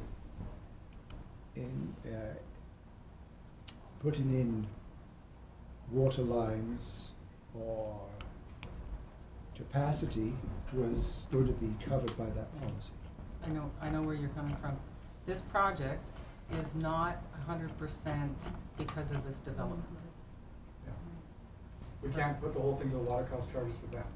Yeah, only part of it is due to that growth factor that was labeled in the DCC paper that said this portion of this capital project is to do to the growth factor, and the rest is to the community at large. And that's how it's broken down. If you look in the backup for that project, Kevin actually outlines the different components of the project. And that's why some of it is related to DCCs and the developer, and some of it is just. Will benefit existing property. And so that's under tab, do you remember which tab I'd find that? The actual project? Yeah, that. Yeah. So I can read it sometime. Yeah, it's tab E, Yeah. and it would be, I trust Council, you're gonna go page by page, you'll find it. page 120. No, I will. I've been going through every part of I this know for you sure, will. but 122. 122. 122, thanks. I'll just tab it here. Yeah. Now, just before, I've got one item I just want to bring council's attention that I didn't really talk about when I was giving the report, was the efficiency building upgrades that were deferred. And some of them could be funded by the carbon reserve. So Matthew has put forward a number of projects that he feels are important as far as energy saving going forward. So I've got some narrative on running it through the carbon fund policy, but it's basically just put up for discussion to council on how they see these projects. And I know you haven't looked at them, but if you could consider them, if that's what you want to do, then. And actually, Your Worship, I should make one more point on the capital. You'll see recommended and you'll see deferred. Deferred are ones that department heads proposed, but which at the end of the day, I declined to forward as part of the recommendation, looking at what funding envelopes were available. If you want to know anything about the deferred, just speak to the department head, who will passionately advocate that I shouldn't have made that choice. But nowhere on the list is the floatplane base, because I simply cannot recommend to you that we spend nearly $400,000 on a floatplane base. It doesn't show up as deferred, it doesn't show up anywhere. If some counselor could bring it to the table, but administratively, you'll never see it from us. Well, how do we get rid of it? Well, if there is nothing from counselor this year, you will be rid of it. I think the airport manager thought what he might do was put it in his capital and then have it defeated by council. I told him that I wasn't going to do that Okay. because I prefer every recommendation that comes from staff is something that we truly need. Okay. Yeah, true. But that'll be done Your this year. Worship, there is a note in one of the capital, Just in the 5 years. saying that I kicked it out. Well, just to discuss Yeah. it, because the airport manager had come forward with something needs to be done about this, because he has to put it on some regulatory Yes, yes. network, and if he doesn't keep it functioning at an adequate level, It's definitely in limbo right now. We either have to do he something. needs a or just take solution, it off. basically, is what he's asking for. Exactly. So let's go to Councillor McFadden. I know you have- Well, just back to follow up on Councillor Parcel's question. He was talking about development cost charge for water for the North Hill. Mhm. And that DC, sorry? DCC? Has gone forward to Victoria for approval. And we've agreed upon an assist and all that stuff, have we? Yes. Did we? Wow. Now, if that's approved though, that has to be put off for, though, is it, has to wait a year before it can be implemented? No, yeah, I think there's a 1 year Sort of, wait time. yeah, We so talked that, about the start of the 2014 construction season. Yeah. once we went Yeah. through You all can't the apply it processes. to permits that are in process. And the ministry may put conditions on, but probably won't. What they're satisfying themselves is that the legwork was done, that there was a sufficient engineering report that did have sufficiently transparent and applicable criteria. It's those criteria, which were in the background documents and are in your DCC policy, that make the decision that 1.8 can go to DCCs and 2.2 has to be considered general value. So they will review to make sure that the homework was done before they will approve. so we can still collect the 1.8 this summer. Nope. That's my point, yes. So We're still short. the project, the DCCs can't be applied, but latecomer charges are, which is what we've talked about with this particular Yeah, development. okay. Is there a chart in here that tells me about how much we're spending on consultants and who they are and where they are? No, Is would there- you like a list? I would, please.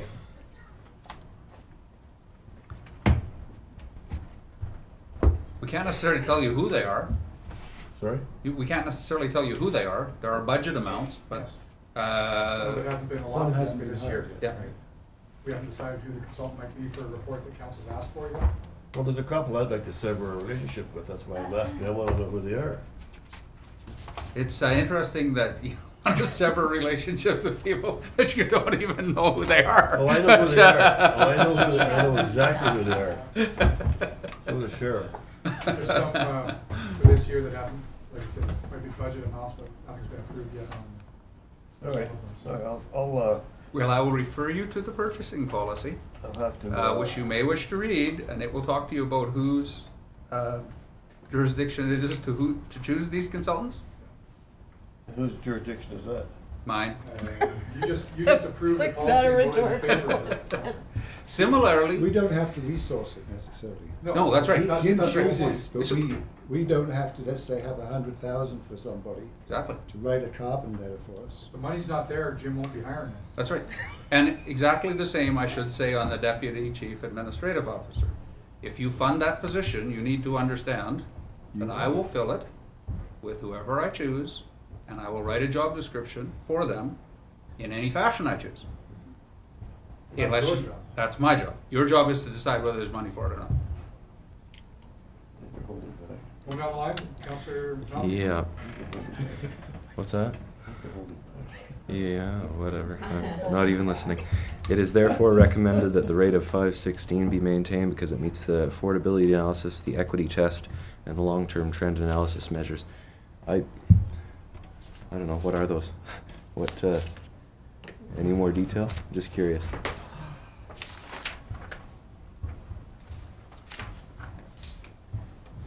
While Shelley's finding that, my comment too on that is every consultant report that I've ever read, and every seminar I've ever been to around residential taxation, every single one has always said you should never not raise residential taxes like that. We've kept ours at 5 years. A lot of communities try to lower what I mean by that, they lower their tax rates based on what the assessment increase is, but then you're actually falling behind. That's what we saw for many, many years here. So going 5 years at 0, it does actually bring in more money. Yeah. Even though we're not raising the rates, and we understand that.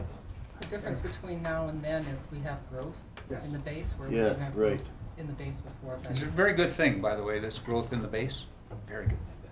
Most communities would love to be where we're at, and that is. While Shelley's hunting that up, something I forgot to mention.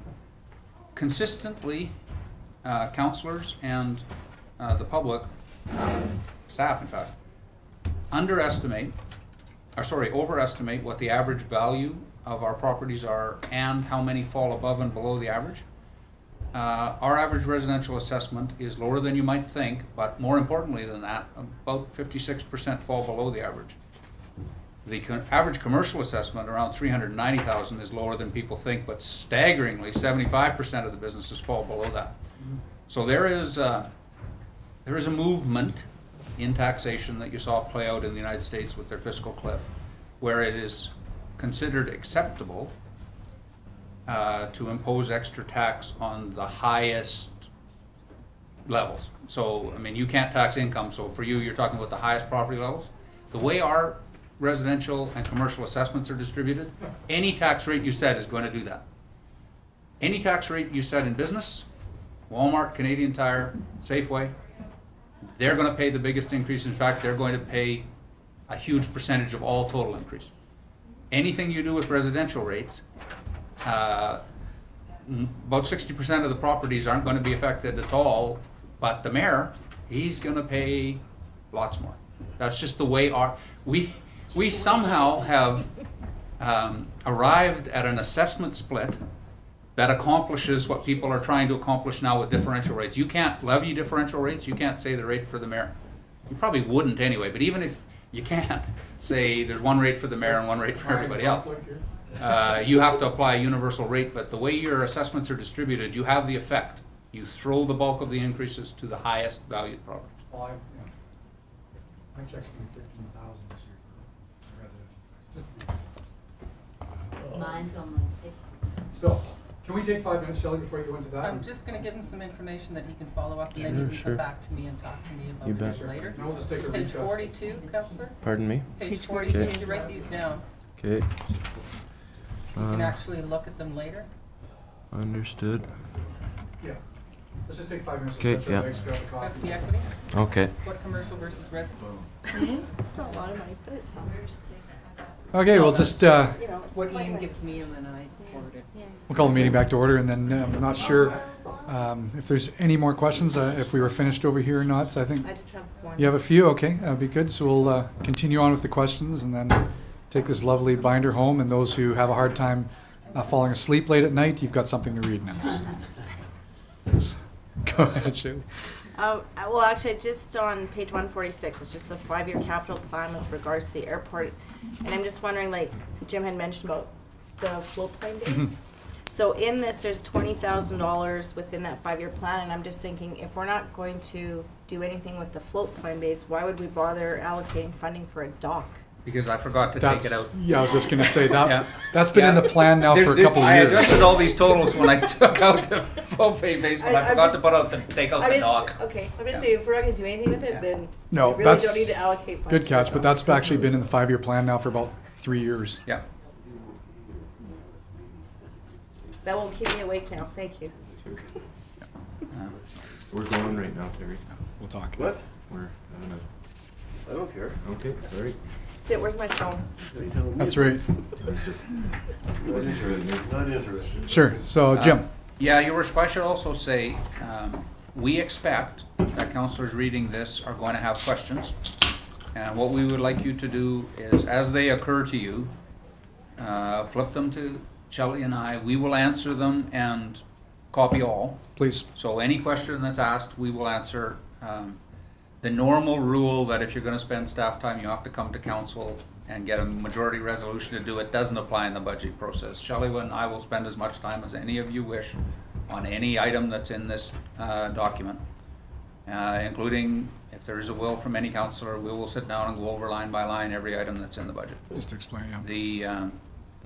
The council will decide for themselves when they see the answers whether they were interested in, would have been interested themselves. You know, we will copy all with the answers for any.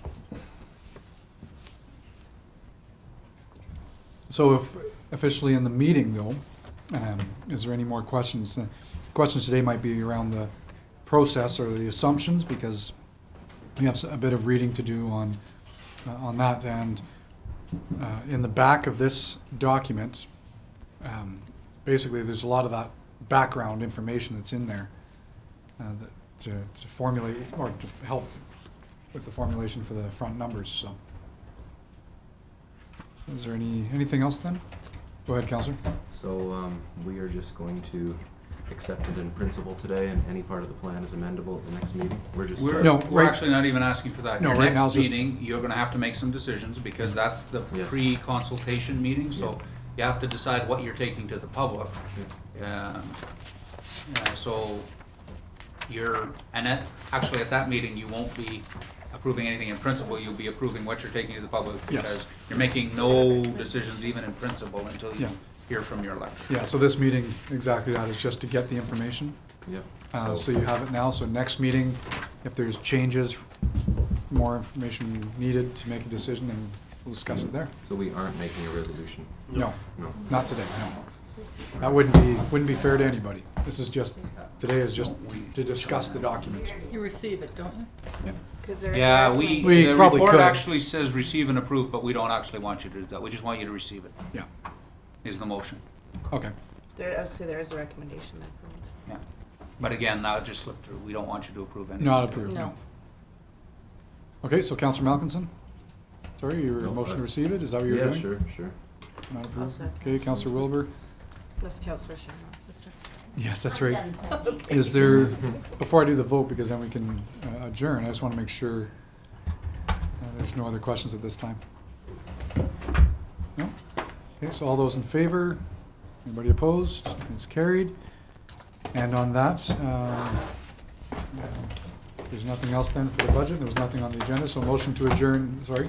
Yeah, I'd just like Second. to thank all the senior managers, and especially the finance department, for all the help that they did in preparing this, and especially the admin people, Donna and Cindy, at the last minute, on the last day, working to get it through, so. Yes, thank I you to was in them. here and saw Thank them you. scrambling, trying to get it done, so yeah, thanks. Okay, so motion to adjourn the budget meeting. Councillor McFadden and Wilbur, all those in favor, opposed, carried. Thank you. We're gonna keep it relatively simple. Excellent. So we'll call our open meeting that's back to order, that's been referred back to 3 o'clock here to have you as a delegation. So, Mr. Parliament, thank you very much. As council knows, we employed Evan and his company you work with, to do this outreach into the community around Fair Share. So I won't get into any more detail other than just saying thank you for everything you've done, and I'll turn it over to you. All right. Thank you, Mr. Mayor.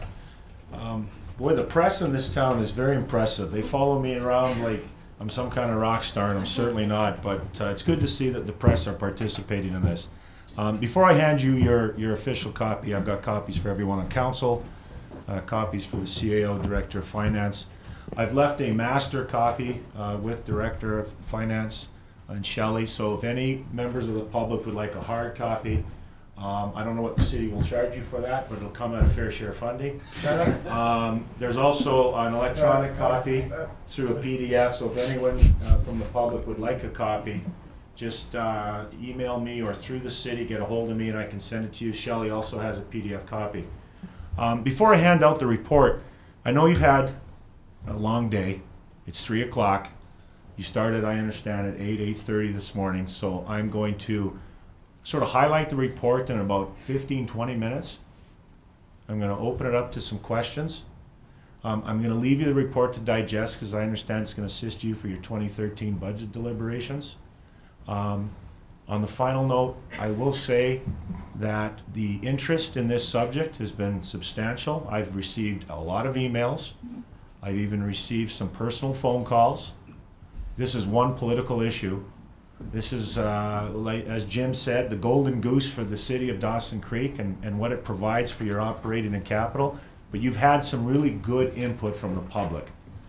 Even though our numbers were down as to what I thought would be a reasonable turnout for the Tuesday evening public session and the Wednesday workshop, you don't know how many calls and emails I did receive, but I received double the calls and emails than those that actually attended the evening. So you did have good participation. So with that, I'm going to hand you the report. I'm just going to go over it for about 20 minutes.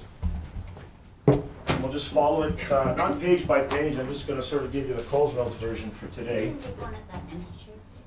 Thank you. Thanks.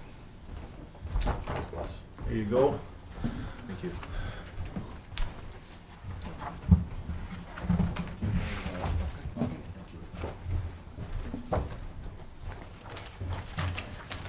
So if you turn to, after introductory letter, if you turn to actual page 2, the executive summary. In essence, we were tasked with the responsibility to gauge the public, come up with some recommendations, and form a policy on the use of fair share funding today and tomorrow.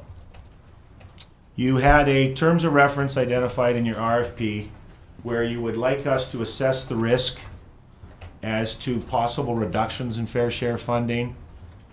And if that were to happen, how would you balance the books? How would you assign so much to operations, so much to capital, etc.? And then you also asked us, you know what, put together a policy that we could use to guide our budget decision process. And so that's in essence what this report is. If you flip to, I'm not going to go over the history of fair share, you certainly know that, which is page 3 to page 5 inclusive. Page 6 talks about the methodology. The 6 tasks you asked us to look at are outlined on page 6. That came right from the RFP. I just touched on them, assessing the risk, coming up with recommendations in the policy. Page 7 talks about the actual documentation review. We had to assemble a ton of data, and we had to do a search on where Dawson Creek sits comparatively to other communities. Where have you gone from year 2002 to 2012? So we took a 10-year historical perspective. We didn't look at anything prior to 2002 other than the original fair share funding allotment when it was born in the mid-90s. We looked at your data in terms of your assessment growth, your tax rates, and your sort of financial indicators from 2002 to 2012. A summary of that data is on the very, very last page on Appendix G. And I'm not going to get into that, but if you want to know the numbers, Appendix G talks about the 10-year historical financial background information for the city of Dawson Creek from 2002 to 12, which sort of formed our professional opinion as to where you are with fair share. We also pulled a lot of data on the internet, on several websites that provide provincial information, local government information of where Dawson Creek sits in terms of its operational budget requirements and capital, full-time equivalent positions, etc. We summarized that on page 7 when we talked about Class 1 tax rates, Class 6 tax rates, where you've moved from the past 10 years, the ratio between the two tax rates. I want to, at this point, thank Shelley Wolf for her assistance in providing us the proper numbers. There were some discrepancies in numbers, and there could still be the odd number that's out, and I apologize for that. It doesn't change the essence of the report, but getting the right data was critical, and we've got the data properly assembled, and also with the work that we all did together on the open house and providing the public the information on the comparative analysis of Dawson Creek's tax rates, Dawson Creek service levels as compared to other communities. Page 8 talks about our methodology. We use PESTEL. PESTEL is just another fancy term of a SWOT analysis. It stands for political, environment, economical, sociological, technological, legal, and environmental drivers. These are external threats that any organization, public or private, have to deal with. So you have political threats, economic threats, sociological. Through PESTEL, we basically assessed and identified risk. And on page 9, we talk about economic risk and financial risk. And so we highlighted some. Page 9, we talk about what if there's a slowdown in the flatline and oil gas sector surrounding Dawson Creek? What is the political reality post the May 2013 provincial election? You folks live in a Liberal riding. There is an election in the spring of this year. Does that Liberal riding remain in power? Will that Liberal riding constituency be outside of power? We don't know the outcome of the election. That could be a risk to this area. It might be a positive risk. Terrorism, sabotage. You live in an area where oil and gas is dominant, and I know in Fort McMurray and some of the work I've done up there, that's always a concern. Are those people out there targeting the oil and gas sector to slow down and interrupt and sabotage the Canadian economy? The world financial situation, debt levels. The Alberta Advantage, our neighbor, in terms of their tax regime. Of course, First Nation environmental issues, and receiving a lot of ink in the paper is the local and national and international housing bubble. On financial risks, I'm not going to read them all. A lot of these you know. On tax rates, where you apply your funding. Do you apply it to operational? Do you apply it to capital? What happens if you have reduced fair share? Does it affect essential services? Does it affect important discretionary? Reduced assessment as a result of a housing bubble. That's been an issue in the area where I come from. In 2004, the Okanagan was exploding. In the last 3 years, there's been a decline in residential assessment and commercial assessment. You folks have been going the other way. So you're, like Shelley said earlier, you are in a microeconomy. A lot of the province has had a reduction in assessment. You folks haven't, and that's on Appendix G. We talk about the matrix on page 10. We gave you sort of what I sort of call the wow factor. I think council's aware of this, but it's important that it came out of the open house. It's important that the public understand what if you do receive less than fair share funding. So if you start at the top going left to right, we talked about 4 different scenarios, 25% to 100%. And as you move from column A, B, C, and D going left to right, what's the implication to Class 1 and Class 6 in terms of taxes? And what's the implication in terms of service levels, which is the bottom portion of page 10? So quickly, if you look at upper left, it says Class 1 based on your current average assessment residential. If you lose 25% of fair share funding today, you're going to have to raise municipal residential taxes $249 on each household based on an average of $220,000. And you're going to have to raise $1,152 on the average commercial property if you lose 25% of fair share and maintain all existing service levels. You don't change anything. You're still going to have your FTE complement. I understand for police it's 25. You're still going to have 17 roughly for fire. You're still going to keep your arenas open. But to make up that shortfall, that's what this matrix talks about. What does it mean to your class rate? On taxes, on Class 1, you're going to have to go from 5.16 to 6.29. And you're going to have to jump commercial from currently 17.5, proposed 17.25, to 21.34. We also threw in sort of middle of page 10, well, what if you finance capital by debenture borrowing, maintain service levels, and freeze your tax rate? Well, if you borrow $2.75 million, your P&I payments at 4% and 6% are right there. It's an additional over and above what your current debt load is. There's always a danger when you talk about debenture financing.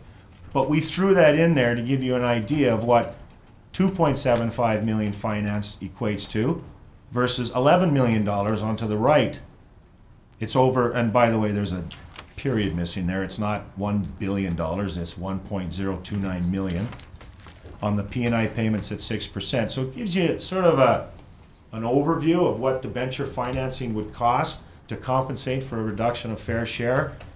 And the bottom portion talks about if you were to reduce fair share by, say, 50% reduction, that's the equivalent of wiping out your total transportation services budget. Your airport, your transit, your sidewalk, and your roads, if you maintain all service levels. It's also equal to all the water revenues you have in 1 year. And it's also equivalent to your entire water and sewer budget on 75% reduction. If you maintain current service levels, what is the potential impact? Well, it's equal to your total P&I payments and all your debt for the next 2 years. It basically shuts down your parks and recreation budget, including all your facilities. So it's significant. That's what this matrix is sort of highlighting. On page 11 through 13, it talks about mitigation. So we talk about financial risk, economic risk. So what we did as consultants is we suggested for council's review different mitigation strategies to minimize that risk. And I'm not going to get into all of them. That's for you to peruse. On page 14 and 15, we talk about the public consultation. And again, I want to thank for those that did attend. We tried to capture what they were telling us. And so when I was putting my notes together, this is sort of the ex-CAO in me. I like verbatim reporting because it captures what people are really saying. Well, that's what page 16 is. I literally took the comments I received through the public consultation. I did not edit them, I assure you, Mr. Mayor. I basically put them on a note and then transferred them over to my laptop and basically threw them on page 16. That's your direct feedback for those that did attend. So that's your disclaimer that doesn't mean those are That's accurate. my disclaimer. The comments, outlined here don't necessarily reflect the comments of the consultant. No. The comments here are from your ratepayers, people that reside in your community. We captured the essence of their comments on page 16. That sort of gives you some good feedback. Page 17, we talk about different alternatives. We're not suggesting one over the other. We gave you 6. And we also gave you some hybrid type alternatives on how to split up the fair share funding pie. And I will say this, both Yves and I have talked about this at length. There is no simple solution to this. You cannot, in our professional opinion, and I'll repeat that, you cannot simply switch from operating to capital overnight. You couldn't go from capital to operating overnight. There is a mix. You need to find that right mix because it's 27% of your total revenue pie, fair share funding.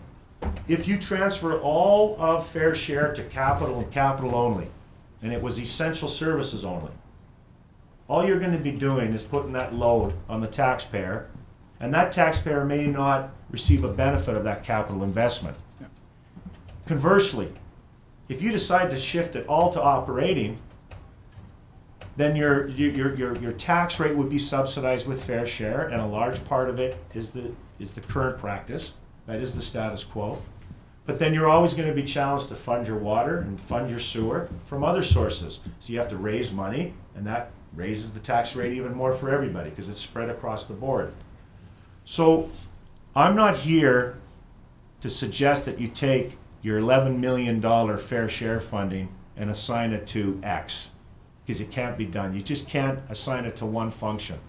We've looked at what the impact would be, and it would be unrealistic to suggest take it and just put it into 100% operating and fund capital through debenture financing or provincial grants or federal grants. You need to, the beauty of the unconditional nature of this grant is that each year council needs to make that decision. The best way to do it, which you've already done, is through your city services policy. You've defined what you consider essential, important, and discretionary. My recommendation, and I heard it from the folks that attended the open house, I used the term core services review. You in essence have done that. There are a lot of people in this community who don't know you've done that. Now I've included it in this report. And I know communication is always a challenge, because I have worked in government, and even though I assumed that everyone knew that, well, in the case of my previous community, EPCOR was the provider for sewer. And a lot of people thought the district was the operator of sewer. We just assumed that people knew it was EPCOR until they told us at the referendum that failed, no, we don't want to go to a 21-year franchise agreement. We want the municipality to run it. And so there was confusion of who the operator was. Something so basic, we even in staff did not get a proper communication tool out there. There's a lot of people who don't know about your city services policy. It's a good one. You got good criteria there. Get it out there. Find a way to get that out there and let them know that maybe each year or every 2 years you can review that with the public. Because in essence, that's what's going to drive your fair share funding. Because if the people say, yes, Mr. Mayor and Council, we agree, it should go to essential services. And here's our list of essential services, a community we agree with. There should be no dispute why there's no fair share funding going to discretionary services. Or if you decide, like you are doing now, that 30% go to discretionary, then tell the people that. Let them know. We also put together a draft policy. So we took the risks that we identified, we took the mitigation strategies, we took the recommendations, we tried to capture it in a policy that sort of makes sense in terms of the optics and getting the word out to the people and the residents that, look folks, we receive roughly $11 million in 2012 of fair share funding. This is where we put the money. A lot of people told me they don't know where fair share goes. It just goes into the black hole. It goes into operating. We never see it. Well, you folks know where it goes. So what we tried to do is break it down. For example, your debt payments. Well, your debt payments are expensed every year. It's in your income statement. It's part of operations, but P&I payments are debenture, which typically is capital, but they're expensed as operations. So what you could do, what 4.1 talks about, is just break it down in a line item and let the people know that we're going to apply our fair share funding to the principal and interest payments of our debt. For example, you don't have to do that, but for clarity purposes, you might decide to actually make it a line item. That's where $3.8 million of your $11 million is going to. So that's what the policy talks about. We talked about transparency and monitoring. That is another thing that came up a lot from the folks of your community. Transparency. They just want to see it. I heard things from more simplified tax notices, open public debate on the budget, participation of the budget, participation in a core services review, themed under transparency. Suggestions and implementation. We didn't get into detail on page 21. It talks about a communication plan, just getting the word out to the folks that this is what fair share is all about. This is where we're going to designate the amounts, et cetera, et cetera. We have a conclusion. I started off on page 22 with sort of a motto that I use. I'm sure it's shared by your staff. And it's a change in thinking with government. You need to find good strategic partners. You can't be doing things conventionally anymore. And when I say conventionally, don't look at running your government on a service delivery model only. In other words, don't just every year decide this is what we're going to serve the people in terms of programs and services. Look at it, you know what? Who else can we partner with? Can we leverage our fair share of funding with another partner? Can we find someone who's from the private sector interested in participating in a capital venture or an operational venture? That's sort of what that opening couple of paragraphs talks about, that shift from just looking at service levels only to let's find a partner and see if we can, for example, share discretionary programs, not essential, because that's your job. That's mandated by legislation, that's your job. But maybe some of the discretionary and important programs and services can be shared with a partner to reduce some of your risk. On a final note, I'm not going to go through the appendices. We included PESTEL and sort of more detailed stuff on PESTEL, on what we identified as possible risk. We sent you copies of letters that we sent to the folks of your community, inviting them to the open house, and some of the data that we captured. Page 30 and 31 talks about comparative information with Dawson Creek and communities of similar size. Your policy, your city services policy, which needs to get out there. An overview of the workshop.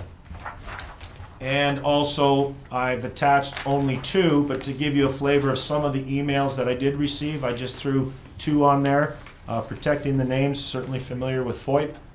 They're just addressed to me on sort of a real direct appreciation of what some of your ratepayers think of fair share and some of their troubles with just paying the bills and looking for the city for some direction. And I already talked about Appendix G. Before I field any questions on the report, again, in summary, there is no simple solution. I wish I could sit here and say, you know what, folks, you need to just assign it all to your essential services operations. It's not that simple. Government grants come and go. All of a sudden, there's a grant announced. You have to match it by 2/3 funding. You may only have 1/3 funding in real cash. In order to take advantage of the grant, you got to come up with a quick 1/3. That could be $300,000 or $3 million. If you have some fair share funding to capture a grant, of course you're going to take it, and that grant may be for capital. Of course you're going to do that. One of the things we talked about in here is maybe taking a little piece of your annual tax levy and putting it in a reserve. I call it tax shielding. I'm sure you already do it. You might name it something else. But that tax shielding reserve is sort of like, well, in Alberta we call it the Heritage Savings Trust Fund, but it's there for the rainy day. You access it to shield your tax increases. Maybe as you wean off fair share in the event that the 2020 MOU is not renewed, maybe you can build up reserve between now and 2020, taking a little piece off that tax levy and build up a reserve to help shield taxes. I could talk for probably 2 hours on this subject, but I do know it's been a long day. So at this point, I would like to conclude by saying this is my report. I've left a master copy with Shelley, and I'll field any questions, Mr. Mayor. Good.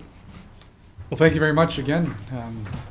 Definitely read it afterwards, obviously in more detail, and get through it. But while we have Mr. Parliament here as a delegation council, is there any questions? Anything that jumped out at you this time? I know Evan, sorry, I'll go to Councillor Barzil first. Thank you. In your research, did you get into any of the other municipalities and how they, I mean, other municipalities receive fair share. Mm-hmm. My sense is that some don't use any of it for operating, others hardly ever. Some have retired their debt, but this is only through casual conversation with other councillors or former mayors. Do you have any facts about that? Yes, we did look at that. I believe currently there's 7 municipalities part of the coalition, the 8th being Fort Nelson, but of the 7, the current policy of 6 of the 7 there's a split, but most of it, of the load, most of the financial contribution goes to capital of the 6 communities. But each community is different. It's really hard to compare community to community, first of all. In the report, I use words like conventional, unconventional. I said, for example, that Dawson Creek, in my opinion, you offer a lot of unconventional services for a community your size. For a community of 10,000, which is exactly the size of community I just came from, you know, we, in the community I ran, we didn't offer airport services. Most communities of 10,000, if they are in the airport business, it's more regional and they're a small contributor. You're a large contributor. You're 100%. You're the contributor. Mm-hmm. When I talk about transit, most communities of 10,000 don't have transit. Mm-hmm. So that's what I'm talking about. But back to your question. Yes, the majority of the municipalities of the coalition assign it to capital and debt, but there is a contribution toward operating, and they define it in terms of core and non-core. And I guess that's the biggest thing I can recommend to you. Tell your people what is discretionary, tell your people what's important, and tell your people what's essential, both capital and operating. And our recommendation is that direct fair share funding to essential services. Comparing yourself to another community is tough. Dawson Creek has a high debt load compared to other communities, but you have more facilities compared to other communities. You've got a lot of infrastructure here. You're a mature municipality. I came from a community that was born in 1999. It's a lot different. The Canadian independent business that was referenced earlier does this annual report, and they talk about the tax ratios. You know, you can look at that, but when you look at new communities, they got higher operating costs because there's a front load demand when you start up a new municipality. Another one would be West Kelowna. You can go around the province and see the new communities because the front load is high when you're born as a municipality. If you're a mature community, your costs are flatlined over time. So I'm getting a little winded here, but the short answer is it's tough to compare to other municipalities. In my opinion, you're healthy. Overall, you're very healthy considering what you have, and of course, fair share funding is a big part of that. Okay. Any other questions at this time from council, or even from staff? At this point, we're going to accept this report. We can't make any motions officially under the delegation, which we can do later on. Actually, Jim, on this here, afterwards, we're doing a motion to accept this report or refer it. Well, I would assume that council may be looking at the policy that's included in here. If that is the case, you know, it would have to come forward to a subsequent meeting. I assume you'd like to hear Shelley's perspective on that policy. Well, and I obviously want to, I'm sure everybody on council wants to read through this thoroughly and get a better taste of all of it as well before we make any official motions of where we're going with it. So yeah, there's just a couple of things that jump out at me right now. First off, that CFIB thing and the misstated ratios, I see they're in the report here as well. So I caution you, those aren't your ratios because they don't include the flat tax. So they're overstated in this report as the CFIB was doing before we stopped them from doing that. And secondly, it's very clear in the report that what you have used fair share for, when you say operating, you've used it to expand services and to provide tax rate relief. And there's a comparison 2002 to 2012 about what tax rate relief you have been able to supply because of fair share. So those who say, Evan was saying this is just not a simple thing. Those who say it should all go into capital are saying you shouldn't have used it for tax rate relief. If you were going to accomplish tax rate relief, you would have to have done that by reduction in services if you would put it all into capital, because it has had a startling effect of tax rate relief. That's what putting it into the operational budget means. It means tax rate relief. And just reading some of the, quickly glossing over it, obviously some of the comments that people are making in there saying don't raise my residential taxes anymore, then where they're at now, that comes at a cost of either fair share or something else too. It's the report is providing you suggestions on how you could transition to a more a safer position over time vis-a-vis fair share. So if that is, if you're in agreement with the report and you're in agreement generally with the policy about that, the policy is transitional in nature. And I was talking to Evan earlier, it may be that we'll have to suggest to you a transition to the transition, if you know what I mean. It's because of the complication that Evan was talking about. It is a complex deal with one thing affects another thing, and so there may be a transition to the transition. But the point of the report is a transition to a safer place. That's what you asked for, and that's what you've got. A couple of final comments, I guess. Another theme we heard is Dawson Creek is good in terms of a sound financial revenue side to things. On the income statement, they're sound on the revenue side. There could be some cutting on the expenditure side. But, you know, that's why you folks are elected. You make those decisions each year. You make them for a 3-year term on what the expenses should be. Again, involve the public. I think your city services policy is very good because it just clarifies it into 3 columns And maybe you shift those each year or every 2 years. But from that, you folks decide on what the expenditure should be. Are 17 firefighters enough? Should it be 10? That's a decision you have to make. Same with police and recreation. But you're very fortunate to have fair share. I know every municipality in the province of British Columbia would love to be in your situation. And my final comment is if all your industrial taxes were within your boundaries, you would be assigning it probably no different today, tomorrow than what you're doing today. Because if they were within your boundaries, each year council would say, we get $11 million in industrial taxes, for a simplified term. Where are we going to put it? But just because it's outside your boundaries and you get it through this memorandum of understanding, just consider it as industrial taxes, that's fair share, that belong to the city of Dawson Creek. And where would you assign those dollars if it were within your boundary? Just to simplify it a little bit when you put together your policy. Good. Thanks again for that. Any other thing from council? I just want to make sure.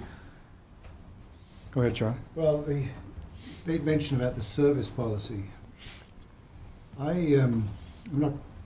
think it was a good exercise, but I'm not comfortable with it from the point of view of the results it generates, because again, it's such a subjective thing. Some things are not, protective services, etc. But I know darn well that for some people, let's take the swimming pool. That, whilst technically it might be a discretionary thing, but to a lot of people, that is a core service for a quality of life. And many would argue that quality of life considerations, and I would be one of those that would argue it, are absolutely core to a healthy community. And so if we think, well, we can just have these three categories and it's going to be a simple thing, should there ever be a kind of fair share, no, it will not be a simple thing. It will No, I be, agree. a lot of blood will be let, and I think people like to come to this community because it's got a fair balance of services, and there are things to do here. But if we were to shut down some of those services because suddenly fair share has disappeared, we'd also lose perhaps the attractiveness of people setting up business here, creating jobs here, and so we'd be shooting ourselves in the foot. So it's a complex thing, but I disagree with some people who would say that an art gallery or a swimming pool are not essential parts of the community. I don't know if I'd want to live in a community that didn't have those things.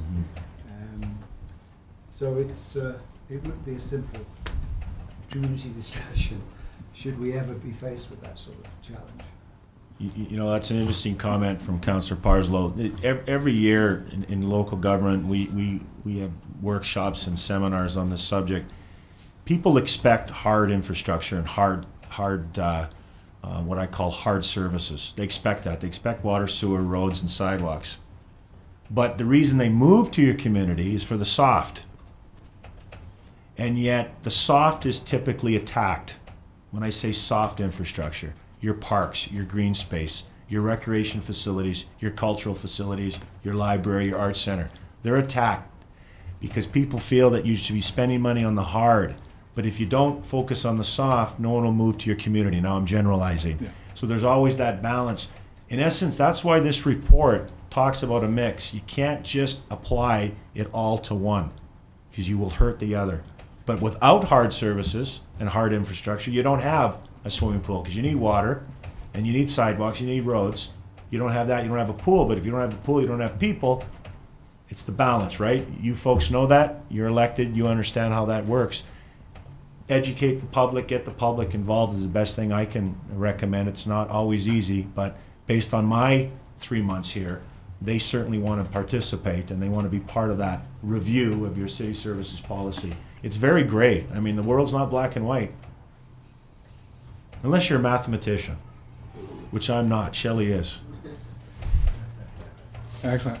Well, thanks very much for all of that, for the report and for Well, the I work hope you it did. helps. It definitely does. And you know, the biggest challenge, which I think you highlighted, is that public engagement, the consultation aspect, because you know, a bunch of the things you mentioned, we do. And the challenge, not just Dawson Creek, I hear this from every elected official in Canada when we go to the FCMs, is how do we engage the public better? And it's always a challenge because we do everything that we can think of, and it never seems to be enough, and we need to get more involvement. More importantly, we have to be seen as listening when we have that involvement. So I think that's something that I'll take away from this just for starters, and I think we'll dissect this a little bit further, and then for the next council meeting probably have some further discussion on this. But on behalf of council, Matt, I want to thank you very much for your efforts in working with the community on this. All right, thank you. And again, master copy is left with the city. If anyone would like a copy or an electronic version, can be emailed. Excellent. Jim? Thank you. I'm going to make the assumption that if any members of council have questions about this report, that if you email them to Evan, Evan will respond to all. Please. Respond to Yeah. not just the councillor that asked the question, but to all councillors. Excellent. That's the best way, yeah. Okay. Well, thank you very much again. Thank you. And on that, I look to council, because officially we're in the open meeting. We need a motion to adjourn. Okay, so we'll have Councillor Malkinson, Councillor Schumann seconding that motion again. All those in favor? Anyone opposed? And it is carried. Thank you. And I'm That's also a long making day. the assumption the media may wish to have some of Mr. Parliament's time now. So.